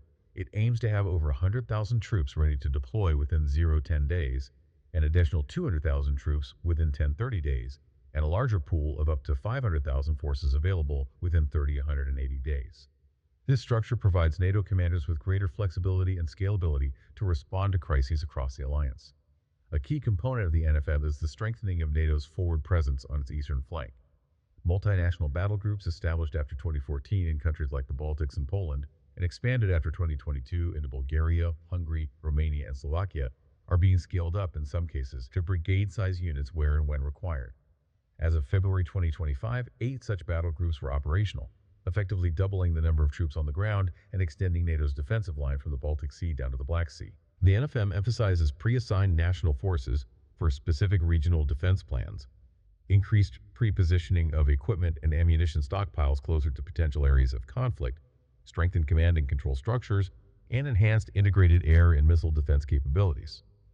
A new Allied Reaction Force, ARF, a high-readiness multinational multi-domain force, was activated in July 2024 as part of this new model. National contributions are critical to this. For example, the United Kingdom regularly deploys forces, including Apache attack helicopters and multiple launch rocket systems, MLRS, to major NATO exercises on the eastern flank, such as Exercise Northern Strike in Finland as part of broader operations. This changed security reality has, as we noted earlier, spurred a significant increase in defense spending across NATO allies. A growing number of member states are now meeting or exceeding the defense investment pledge of allocating at least 2% of their GDP to defense. In 2024, C3E3 reported that 18 out of 32 NATO members met this benchmark, while the Wilson Center cited 23 out of 32. Overall European defense spending, including Russia, rose by a significant 17% in 2024, according to C3E3 data. This trend is driven primarily by the perceived direct threat from Russia and, as we've discussed for some, lingering concerns about the long-term commitment of the United States to European security. It's that same theme cropping up again. Direct threat PLUS, those reliability concerns driving the spending increases. So even with the overall increase, there's still variation in how different European members are responding and building capacity. It's not uniform. Yes, that's notable. Eastern flank nations, feeling the most direct threat from Russia due to their geography, are undertaking particularly ambitious military expansions and spending increases. Poland, as we'll discuss, is allocating over 4% of its GDP to defense far exceeding the NATO target. In contrast, while major Western European powers like Germany and France are also increasing their budgets and modernizing their forces, their pace and focus can be influenced by different factors, including historical legacies, economic constraints, or broader strategic objectives such as bolstering European strategic autonomy through EU frameworks. This could potentially lead to a de facto differentiation in readiness levels and capability concentrations within European NATO, even as the new force model aims for common standards across the alliance. A sort of two-speed NATO in practice, perhaps. Simultaneously, the European Union has also significantly ramped up its efforts to become a more credible and capable security and defense actor. distinct from but often overlapping with NATO. Approved just weeks after Russia's full-scale invasion of Ukraine, the Strategic Compass provides an ambitious plan of action to strengthen EU security and defense policy by 2030. It aims to enhance the EU's role as a global security provider and bolster its strategic autonomy. Progress has been reported across its 4 pillars: act, secure, invest, and partner. Key areas of focus include improving strategic communication to counter disinformation, enhancing the response to hybrid threats, and fostering a more resilient European defense ecosystem. What are some of the practical tools the EU is using to build this capacity? What mechanisms are in play? Permanent Structured Cooperation, PESCO, is one such framework which continues to facilitate closer military cooperation on capability development projects among participating EU member states. In May 2025, an additional 11 PESCO projects were agreed upon, indicating ongoing momentum despite challenges. The European Peace Facility, EPF, an off-budget instrument, has become a tool for financing activities with military or defense implications. It has been instrumental in providing military assistance to Ukraine, with billions of euros used to reimburse member states for military equipment supplied to Kyiv. It also supports partner country security forces. The EU also aims to have a rapid deployment capacity, RDC, of up to 5,000 troops operational by 2025, with exercises testing concepts for rapid intervention. The full operational capability of the Military Planning and Conduct Capability, MPCC, as the EU's preferred command and control structure for operations including the RDC, is also targeted for 2025. To bolster its defense capabilities and reduce external dependencies, the EU has launched significant initiatives aimed at strengthening its defense industrial base and promoting joint procurement. The European Defense Industrial Strategy, EDIS, was unveiled in March 2024. This sets out a long-term vision for European defense industrial policy through 2035 with ambitious goals. It aims to increase the value of intra-EU defense trade and ensure that a significant percentage of EU member states' defense procurement budgets are spent within the EU and procured collaboratively. The overall aim of EDIS is to improve the competitiveness and readiness of the European Defense Technological and Industrial Base, the EDT-TIB. And there's a legislative program to back this strategy up. Money involved. Yes, the European Defense Industry Program, EDP, was proposed alongside EDIS in March 2024. This is the first legislative measure to implement the strategy, with an initial budget of $1.5 billion until the end of 2027. EDP seeks to strengthen the EDT's responsiveness, ensure the timely availability of defense products, and contribute to the recovery and modernization of Ukraine's defense industry. More recently, the Rearm Europe Plan, also known as Readiness 2030, was presented in March 2025. This plan aims to leverage the significant $800 billion in defense spending expected by European nations by 2029. It includes proposals for a new $150 billion Security Action for Europe, or SAFE, loan program specifically to facilitate joint EU arms procurement. It also encourages member states to utilize special clauses within the Stability and Growth Pact to allow for increased defense spending beyond normal limits. Are these EU initiatives always harmonious, though, or do they face internal disagreements? We talked about France versus others. They face significant internal conflicts and debates. There's a deep-seated tension between Europeanist states like France, which advocate strongly for EU origin procurement to bolster European industry and strategic autonomy, and Atlanticist states, which often include Poland and the Eastern and Nordic countries. These states tend to prioritize NATO compatibility and ensuring rapid access to US or other non-EU technologies, even if it means buying outside the EU framework. Concerns about duplicating NATO efforts and potentially weakening transatlantic security links by building parallel EU structures also persist. A notable example of this tension is the European Sky Shield Initiative, or ASI. This was spearheaded by Germany and proposed by Chancellor Olaf Scholz in August 2022. ASI aims to create a more unified and effective ground-based air and missile defense system across Europe through joint procurement and operation. By late 2024 and early 2025, 21 to 22 nations had signed, including non-EU NATO members like the UK and Norway, and even neutral countries. ASI proposes a multi-layered defense architecture, considering systems such as Germany's IRST SLM for medium-range threats, the US Patriot system for long-range defense, and the US-Israeli Arrow 3 system for exo-atmospheric interception. And that's where the tension arises, because it relies on non-European systems. Precisely. ESI has faced criticism, notably from France, which argues that the initiative places too much reliance on non-European, primarily US and Israeli, defense systems, rather than focusing on developing indigenous European air defense solutions. This highlights that fundamental tension between building capability quickly, even if it means buying from outside, versus investing long-term in European industrial autonomy, even if it's slower or more expensive initially. It's a core dilemma. Looking at some key national developments within Europe, Germany. Chancellor Olaf Scholz's declaration of a Zeitenwende, or historic turning point, in February 2022 signaled a paradigm shift in German security and defense policy. This reflects a cross-party consensus acknowledging the need for a stronger, more capable Bundeswehr to protect national interests and contribute effectively to European collective deterrence within NATO. A 100 billion special fund, known as the Sondervermögen, was established specifically to jumpstart military modernization after decades of underinvestment. As a direct result, Germany's defense spending reached 2% of GDP in 2024, totaling 90.6 billion, or 2.12% of GDP, meeting that NATO target after years of falling short. In a further significant move in March 2025, German lawmakers approved measures to exempt defense and security spending beyond 1% of GDP from constitutional debt limits, potentially enabling a dedicated fund for defense and infrastructure over the longer term. What are some key examples of what Germany is procuring with that new focus? What are they spending the money on? Key procurements under the Zeitenwende include an order for 35 F-35A Lightning II fighter jets confirmed in March 2022. These are primarily to maintain Germany's role in NATO's nuclear sharing arrangement by replacing the aging Tornado fleet, with first deliveries anticipated in 2026. Germany also ordered 60 CH-47F Chinook heavy-lift helicopters for around $7 billion to replace its CH-53G fleet, with deliveries expected from 2027, enhancing its ability to transport troops and heavy equipment.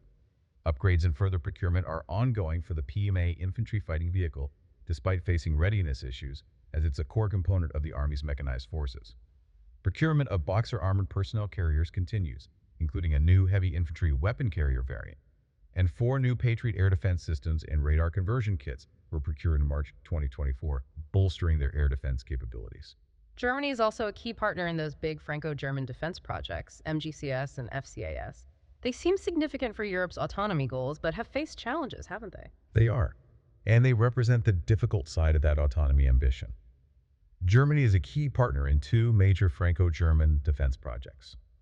The Main Ground Combat System, MGCS, is a next-generation battle tank project intended to replace the Leopard 2 and Leclerc tanks. A project company was established in April 2025, but the program has faced significant delays due to differing national requirements and industrial work-share disputes, pushing the projected service entry date potentially to 2040, a long way off. The Future Combat Air System, FCAS, is a 6th-generation fighter aircraft system being developed with France and Spain. Phase 1B of the project, focusing on demonstrator development, has a budget of $3.2 billion, with the prototype first flight aimed for 2028-2029. But this project also faces challenges from industrial competition, notably between the prime contractors Dassault and Airbus, and intermittent funding shortfalls. So these ambitious independent European projects are struggling with the complexity of cross-border cooperation. Getting everyone to agree is hard. Yes. Despite the significant financial commitments under the Zeitenwende, Germany faces persistent challenges, including its historically cumbersome procurement processes and persistent Bundeswehr readiness issues. Ensuring the special fund translates into sustained and effective capability improvements rather than just a temporary surge is the task. And the success or failure of these flagship Franco-German defense projects like MGCS and FCAS is widely seen as a litmus test for Europe's broader ambitions for strategic autonomy, particularly in developing high-end military capabilities independently of the United States. The persistent delays, cost concerns, and disputes over industrial leadership and technical requirements in both programs highlight the immense difficulties in harmonizing national interests, industrial strategies, and military doctrines, even between 2 of the EU's most powerful proponents of a stronger European defense. If these cornerstone projects falter, it would significantly undermine the credibility of Europe's aspirations for technological and industrial sovereignty in the defense sector. Now France continues to be a leading advocate for European strategic autonomy and has outlined its defense ambitions in its Military Programming Law, LPM, for 2024-2030. Adopted in July-August 2023, the LPM allocates a substantial $413.3 billion for defense over the 7-year period, explicitly aiming to transform the French armed forces and bolster national sovereignty. The defense budget is set to increase annually, reaching $68.9 billion in 2030, with the overall defense effort targeted to reach 2% of GDP between 2025 and 2027, though France aims for 3.5% in the long term as a major global power. What are the key capabilities France is prioritizing under this massive investment? Nuclear, naval, air. Key capability enhancements under the LPM 2024-2030 include the continued modernization of France's independent nuclear forces, including the delivery of the M51.3 submarine-launched ballistic missile in 2025, a core element of its sovereign capability. There are continuing ongoing deliveries and upgrades to the Rafale fighter fleet, with export orders also secured, such as 42 Rafales to Indonesia, demonstrating the link between domestic investment and export success. The Scorpion program, modernizing the Army's armored vehicle fleet with new Griffin and Jaguar vehicles, will continue, with plans to receive 2,300 new armored vehicles over the period. There is significant naval expansion, with construction of a new generation aircraft carrier, Pang, secured under the LPM and an order anticipated in FY 2025, maintaining France's status as one of the few nations capable of operating carrier strike groups. The Navy is also slated to receive 3 new FDI frigates. A significant budget allocation is also dedicated to cybersecurity, focusing on protecting infrastructure and enhancing the capabilities of the National Cybersecurity Agency. And importantly, the LPM emphasizes remedying weaknesses highlighted by the conflict in Ukraine, focusing on building up stocks of ammunition and spare parts, improving maintenance capabilities, and enhancing operational preparation for high-intensity conflict. France's stance on European strategic autonomy remains robust. President Macron consistently calls for a more independent European security policy, which sometimes leads to friction with more Atlanticist-oriented allies, particularly on issues of procurement and the balance between EU and NATO efforts. In response to the Ukraine war, France's initial more conciliatory approach towards Russia evolved into stronger support for Kyiv. This included significant military aid, reportedly $2.615 billion in equipment by the end of 2023. President Macron even made a controversial suggestion in February 2024 that the deployment of Western troops to Ukraine should not be ruled out, aiming to signal Western resolve. France, alongside the UK, has also been advocating for an international security force to support Ukraine post-conflict. On the industrial side, the Franco-German KNDS conglomerate inaugurated a facility near Kiev in early 2025 for the local production and repair of Leopard tanks and Caesar howitzers, demonstrating a commitment to supporting Ukraine's defense industry resilience. The United Kingdom's defense policy since 2020 has been shaped both by its departure from the European Union and the profound impact of the war in Ukraine. The government has committed to significant increases in defense spending, aiming to reach 2.5% of GDP by April 2027, with an ambition to hit 3% in the subsequent parliament, economic conditions permitting. This represents the largest sustained increase in UK defense spending since the Cold War. Funding for this increase is planned to come partly from a reduction in overseas development assistance. The definition of defense spending has also been updated to include the contributions of security and intelligence agencies, which effectively brings the 2027 spending figure to 2.6% of GDP. What's guiding the UK's strategy as it navigates its defense role outside the EU now? What are the priorities? The strategic direction is outlined in documents like the 2023 Defense Command Paper, DCP-23, and the 2023 Integrated Review Refreshed, IRR-23. These documents are intended to respond to a more contested and volatile global security situation and draw lessons from the war in Ukraine. Key themes include a focus on people, leveraging science and technology, reforming relationships with industry, and improving productivity. While outside the EU, the UK remains essential to European security and is seeking pathways for participation in EU-backed military spending initiatives and joint procurement efforts where possible, recognizing the need to cooperate across the continent. The UK has also significantly stepped up its commitment to NATO, where it plays a leading European role alongside the US. What major rearmament programs are underway for the UK forces? What are they building? Major rearmament programs are underway across the services. For the Royal Navy, 5 Type 31 general-purpose frigates are planned, with the first rolled out in May 2025 and all 5 expected within 10 years of the 2019 contract. 8 Type 26 advanced anti-submarine warfare frigates are also planned, with the first formally named in May 2025, providing capabilities for protecting shipping lanes. For the British Army, the Ajax armored vehicle program, aimed at delivering 589 reconnaissance vehicles, faced significant technical issues and delays, but is now reportedly progressing. There's also a program to upgrade and modernize the Army's main battle tank fleet, the Challenger 3. For the Royal Air Force, the UK is a leading partner in the Global Combat Air Program, GCP, alongside Japan and Italy, aiming to develop a next-generation fighter aircraft by 2035, a major international collaboration. An upcoming defense industrial strategy is expected to focus on key growth areas such as AI, autonomous systems, combat air, cyber capabilities, missiles, nuclear submarines as part of its independent deterrent and RUQ uses, quantum technologies, shipbuilding, and space. Finally, Poland has embarked on one of the most ambitious military modernization and expansion programs in Europe, arguably within all of NATO.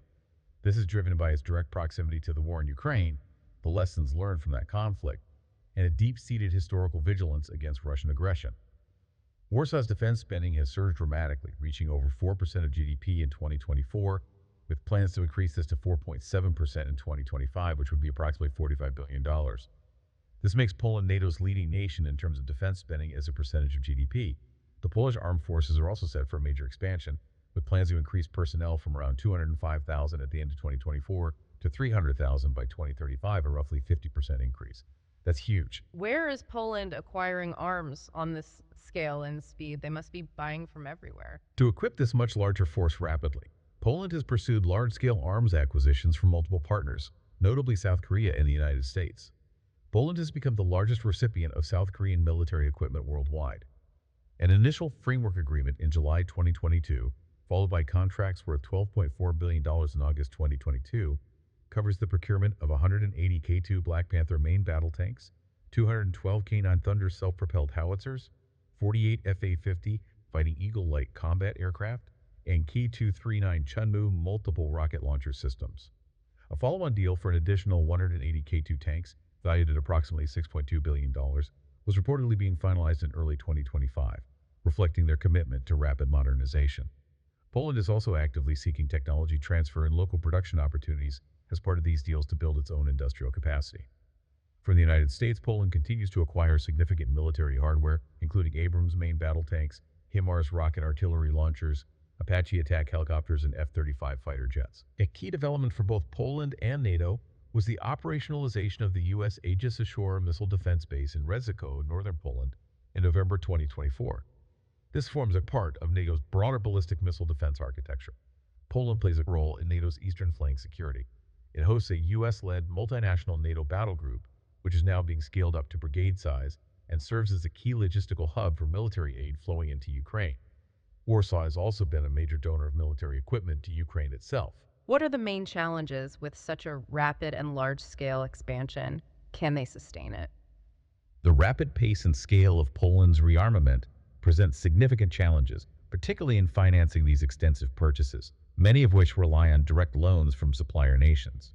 Successfully recruiting and training personnel to meet the ambitious expansion goals is also a major undertaking, as is building up adequate wartime reserves and munition stockpiles to sustain operations if needed. It's an immense logistical and organizational challenge alongside the financial one. Okay, so to quickly recap Europe's situation, the war in Ukraine triggered a fundamental awakening, pushing nations to rearm at a pace unseen in decades. NATO has reacted decisively, identifying Russia as its main threat and implementing a new force model for higher readiness on the eastern flank. The EU is simultaneously trying to boost its own defense capabilities and industrial base through new strategies and funding mechanisms, though debates persist about how much strategic autonomy that implies relative to NATO and how much to rely on non-EU suppliers like the US and South Korea. Individually, major powers like Germany, France, the UK, and especially Poland are undertaking massive spending and modernization programs, each with unique challenges and priorities. It's a continent rushing to rearm, navigating complex internal debates and dependencies, a real sea change. So we've seen the specific ambitious shifts happening in Australia, Japan, and across Europe. Now let's zoom back out and try to look at the big picture again. What are the common threads running through all this? And what does this complex web of changes mean for the future of the US-led alliance system that has really defined global security for decades? Well, the period since 2020 has undeniably been one of profound transformation for these key U.S. allies. They're all responding to a shared perception of a world that is significantly more dangerous, more complex, and less predictable than it has been in decades. There are common drivers across these regions: heightened geopolitical competition, direct regional threats from countries like China and Russia, the accelerating pace of rapid technological change in warfare, the stark, undeniable lessons learned from the high-intensity conflict in Ukraine regarding readiness and industrial capacity. But their responses aren't identical, right? They are clearly shaped by different circumstances, different histories. No, their responses are distinct, quite logically shaped by their unique national circumstances and historical experiences. Japan's actions are framed by its specific constitutional constraints and its immediate proximity to the severe threats from North Korea and China. Australia's vast geography, relatively smaller population, and maritime-focused security challenges influence its emphasis on a strategy of denial in its northern approaches and its reliance on naval power. European nations, operating within the complex institutional framework of both NATO and the European Union, have responses that vary significantly based on their historical experiences, economic capacity, and their immediate proximity to Russia. And underpinning all of this, as we've discussed throughout, is crucial perception of the U.S. itself and its long-term commitment. A significant and often implicit factor influencing these allied calculations is the perceived long-term reliability and consistency of U.S. foreign policy and its security commitments. Periods of America First rhetoric, trade disputes that included allies, and public questioning of the value of alliances. These actions originating in Washington have introduced an undeniable element of uncertainty into allied capitals. This creates what analysts sometimes call a reliability dilemma. Remember the reliability dilemma. This is where it directly connects back to these strategic choices. It directly incentivizes allies to invest more heavily in independent capabilities and to diversify their security partnerships. It's seen as a prudent hedge against potential U.S. retrenchment or policy volatility in the future, even as these same allies consistently and publicly reaffirm the absolute importance of their alliance with the United States. A prominent trend that cuts across all these regions and allies is a multifaceted drive for what's termed self-reliance or strategic autonomy. It represents an increased emphasis on greater national or collective self-sufficiency in defense capabilities and industrial capacity. How does that manifest differently in each region we looked at? Australia's self-reliance looks different from Europe's autonomy. In Australia, the pursuit of self-reliance is an explicit goal articulated in its key defense documents. This translates into concrete efforts to build a more robust sovereign defense industrial base through initiatives like the Defense Industry Development Strategy and the Guided Weapons and Explosive Ordnance Enterprise for domestic munitions production. However, as we noted, this drive is deeply intertwined with and initially dependent upon profound technological cooperation within AUKUS and the broader U.S. alliance, that self-reliance paradox we talked about. Right, and for Japan, it seems like strengthening the alliance and building their own strength go hand in hand. For Japan, yes. While the U.S.-Japan alliance is being significantly strengthened and expanded into new domains, Japan's historic defense buildup, including the controversial acquisition of counterstrike capabilities and significant investments in its domestic defense industry, signals a clear intent to possess greater independent capacity to address threats. This explicitly allows Japan to take on more responsibility for its own defense and potential contingencies, complementing, not replacing, the U.S. role. And Europe's concept of strategic autonomy seems the most complex and debated internally. Different countries mean different things by it. It is. This is where the concept gets more complex and, as we saw, contested within the European context. For some member states, particularly France, strategic autonomy implies a greater capacity for the European Union as an entity to act independently of other major powers, including the U.S., supported by a stronger European defense technological and industrial base through initiatives like AUKUS and EDIP. For others, especially nations on NATO's eastern flank like Poland, strategic autonomy is interpreted more narrowly, primarily as strengthening the European pillar within NATO. Their focus is on improving their operational capabilities and industrial capacity to be better contributors to collective defense against Russia, thereby ensuring continued U.S. engagement and enhancing deterrence, rather than aiming for full strategic independence from Washington. The goal isn't to replace the U.S., but to be a stronger partner within the existing framework. Underpinning these diverse drives for greater self-sufficiency is a renewed recognition across all these allies that a resilient and innovative domestic defense industrial base is no longer merely an economic concern, but a component of national security. Lessons learned from the COVID-19 pandemic regarding supply chain vulnerabilities, the extremely high consumption rates of munitions in the Ukraine war, and broader geopolitical uncertainties have elevated DIB strategy to a fundamental national security priority. This marks a noticeable shift from primarily off-the-shelf procurement towards more strategic approaches encompassing developing sovereign production capabilities, securing supply chains, and fostering indigenous innovation, even if it requires significant initial investment and takes time. These evolving defense postures of U.S. allies carry significant implications for the broader U.S.-led alliance system, and by extension the nature of American security guarantees around the world. On the positive side, enhanced allied capabilities and increased defense spending can lead to more equitable burden sharing, which has been a long-standing U.S. objective across multiple administrations.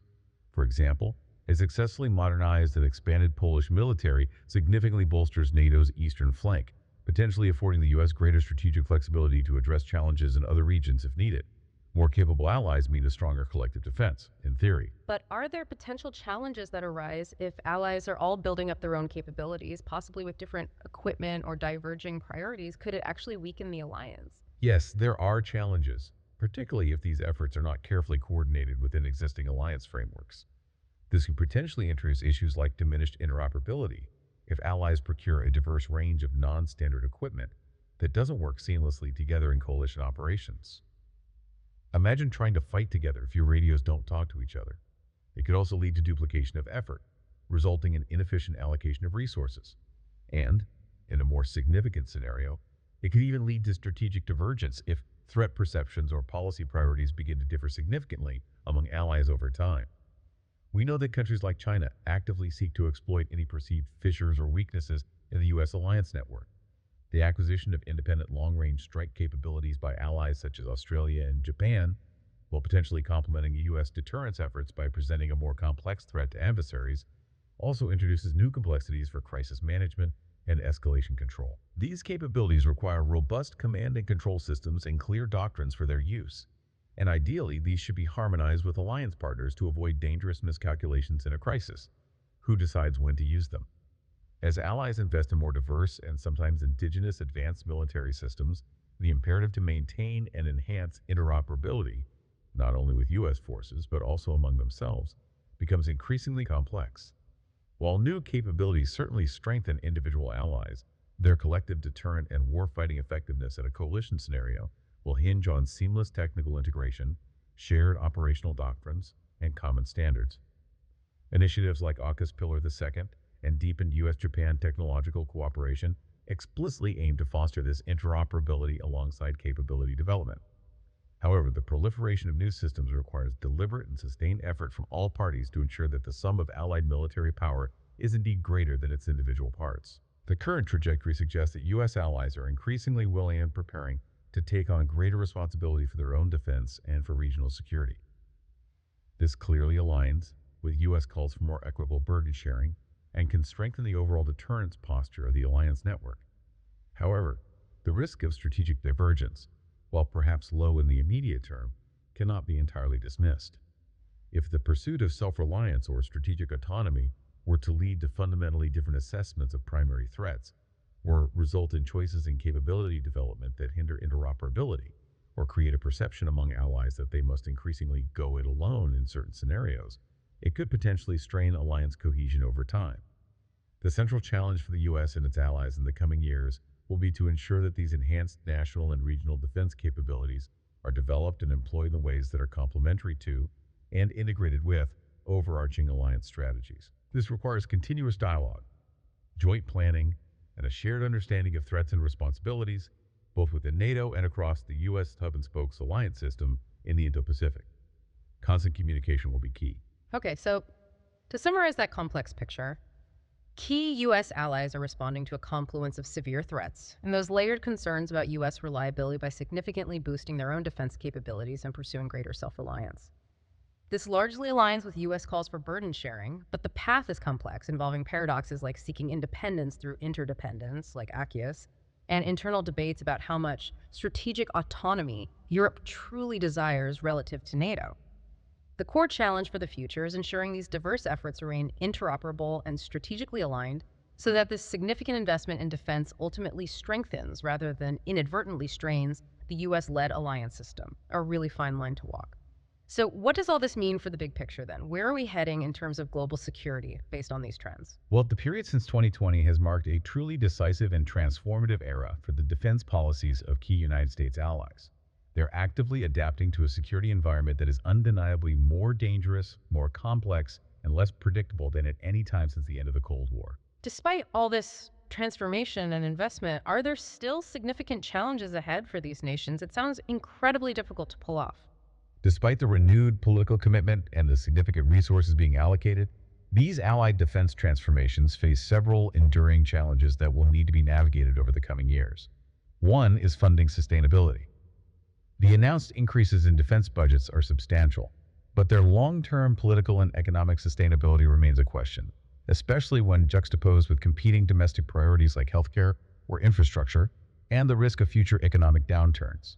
Maintaining consistent public and political support for elevated defense spending over decades, not just a few years, can they keep it up? And the capacity to actually build all this new equipment. Can the factories keep pace? Industrial capacity and supply chains are a major hurdle. The capacity of national and collective defense industrial bases to deliver the required capabilities at the necessary scale and pace is a real concern.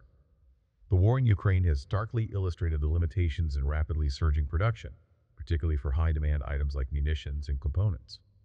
Addressing significant workforce shortages in highly skilled areas like engineering, cyber, and advanced manufacturing is also a pressing concern across many allied nations that need these capabilities. Technological adaptation and integration present another challenge. Allies are investing heavily in emerging technologies such as AI, cyber capabilities, space-based systems, and hypersonic missiles. Effectively integrating these complex, sometimes cutting-edge systems into existing force structures, developing appropriate doctrines for their use, countering adversary advancements which are also happening rapidly, and managing risks like the entanglement of conventional and nuclear domains due to dual-use technologies will be persistent and complex challenges requiring continuous R&D and training. And within the alliances themselves, just keeping everyone on the same page operationally. Alliance cohesion and interoperability are paramount. As allies develop more diverse and sometimes indigenous capabilities, maintaining unity of purpose and ensuring seamless operational effectiveness, both within their own forces and between alliances, whether it's within NATO or across AUKUS, the Quad, or the US-Japan bilateral relationship, differing strategic priorities or procurement paths could lead to interoperability gaps if not proactively and deliberately managed through constant dialogue and joint planning. Finally, recruitment, retention, and personnel challenges are significant. Many allied armed forces are grappling with difficulties in recruiting and retaining sufficient skilled personnel, not just to operate and maintain increasingly sophisticated military systems, but also to meet ambitious expanded force structure goals. You can buy the best equipment in the world, but you need trained people to use it effectively, maintain it, and integrate it. That's often the hardest part. You mentioned a decade of delivery earlier. What does that encompass as a major challenge? Sounds like a long haul. That's the overarching challenge for these allies in the coming years. Many of the most ambitious capability programs initiated since 2020, like Australia's nuclear-powered submarines under AUKUS, Japan's comprehensive defense buildup program aimed at doubling spending and acquiring counterstrike capabilities, and Europe's next-generation combat aircraft projects like FCAS and GCAP, have very long development and acquisition timelines. These often extend well into the 2030s and even the 2040s, translating strategic blueprints and budget allocations into tangible operational military capabilities. While the global threat landscape continues to evolve rapidly, will demand sustained political will over many years, exceptional program management, industrial agility, and bureaucratic efficiency to avoid delays. Failure to deliver these capabilities in a timely manner could leave allies significantly vulnerable during this period of heightened risk. Making the plans is one thing, actually fielding the gear is another entirely. Looking ahead, several trends are likely to characterize allied defense postures. We'll likely see sustained, if varied, defense investment continue. The general trend of higher defense spending is likely to persist, although the specific levels and pace of increase will probably vary depending on national economic conditions and evolving threat perceptions in each country. We'll probably also see growth of multilateralism, flexible, issue-focused security arrangements involving smaller groups of like-minded nations, like AUKUS, the Quad, or various trilateral frameworks in Europe and the Indo-Pacific. These will likely grow in importance, complementing rather than fully replacing traditional larger alliances. The continued pursuit of resilience and self-reliance will also remain a core strategy element. Efforts to enhance national and collective resilience, particularly in technologies, munitions production, and securing supply chains, will persist as allies seek to reduce vulnerabilities exposed by recent crises. And finally, evolving alliance dynamics will be central. The complex balance between national or regional strategic autonomy and a deep commitment to U.S.-led alliances remains a central dynamic.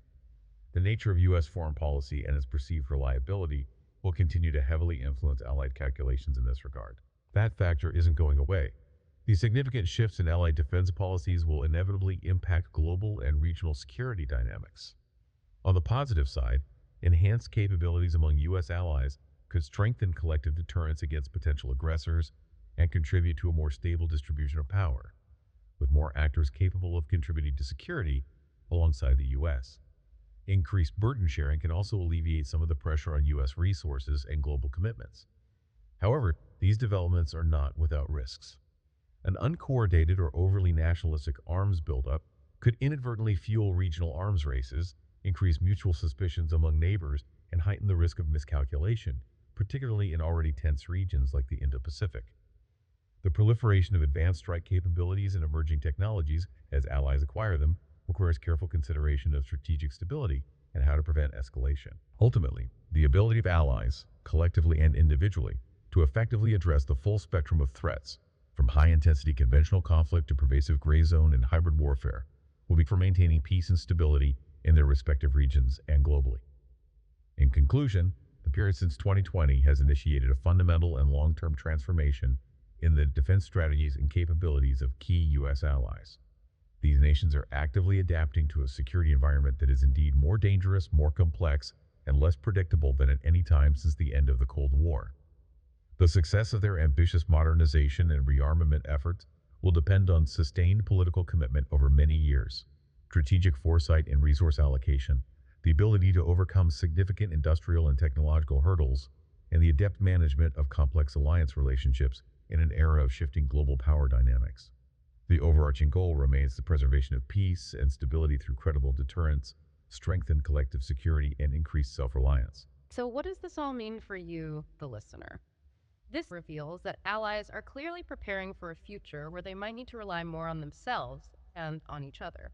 They're investing huge sums, building new capabilities, forging new partnerships, and fundamentally reevaluating old dependencies, partly driven by external threats, but significantly influenced by their calculus of U.S. reliability. What does this mean for the shape of global security in the coming decades? Does a world with more independent, heavily armed allies lead to greater stability through a more distributed balance of power? Or could it increase the risk of miscalculation and fuel regional arms races? And how will the evolving relationship with the United States, still the core of these alliances, ultimately define their success in navigating this storm? It leaves us with the provocative question. Are these nations simply drifting away from the U.S., or are they strategically shifting with the alliance, adapting their own posture to better navigate a stormier, more uncertain world, hoping America remains their steadfast friend? This isn't just about weapons or strategy.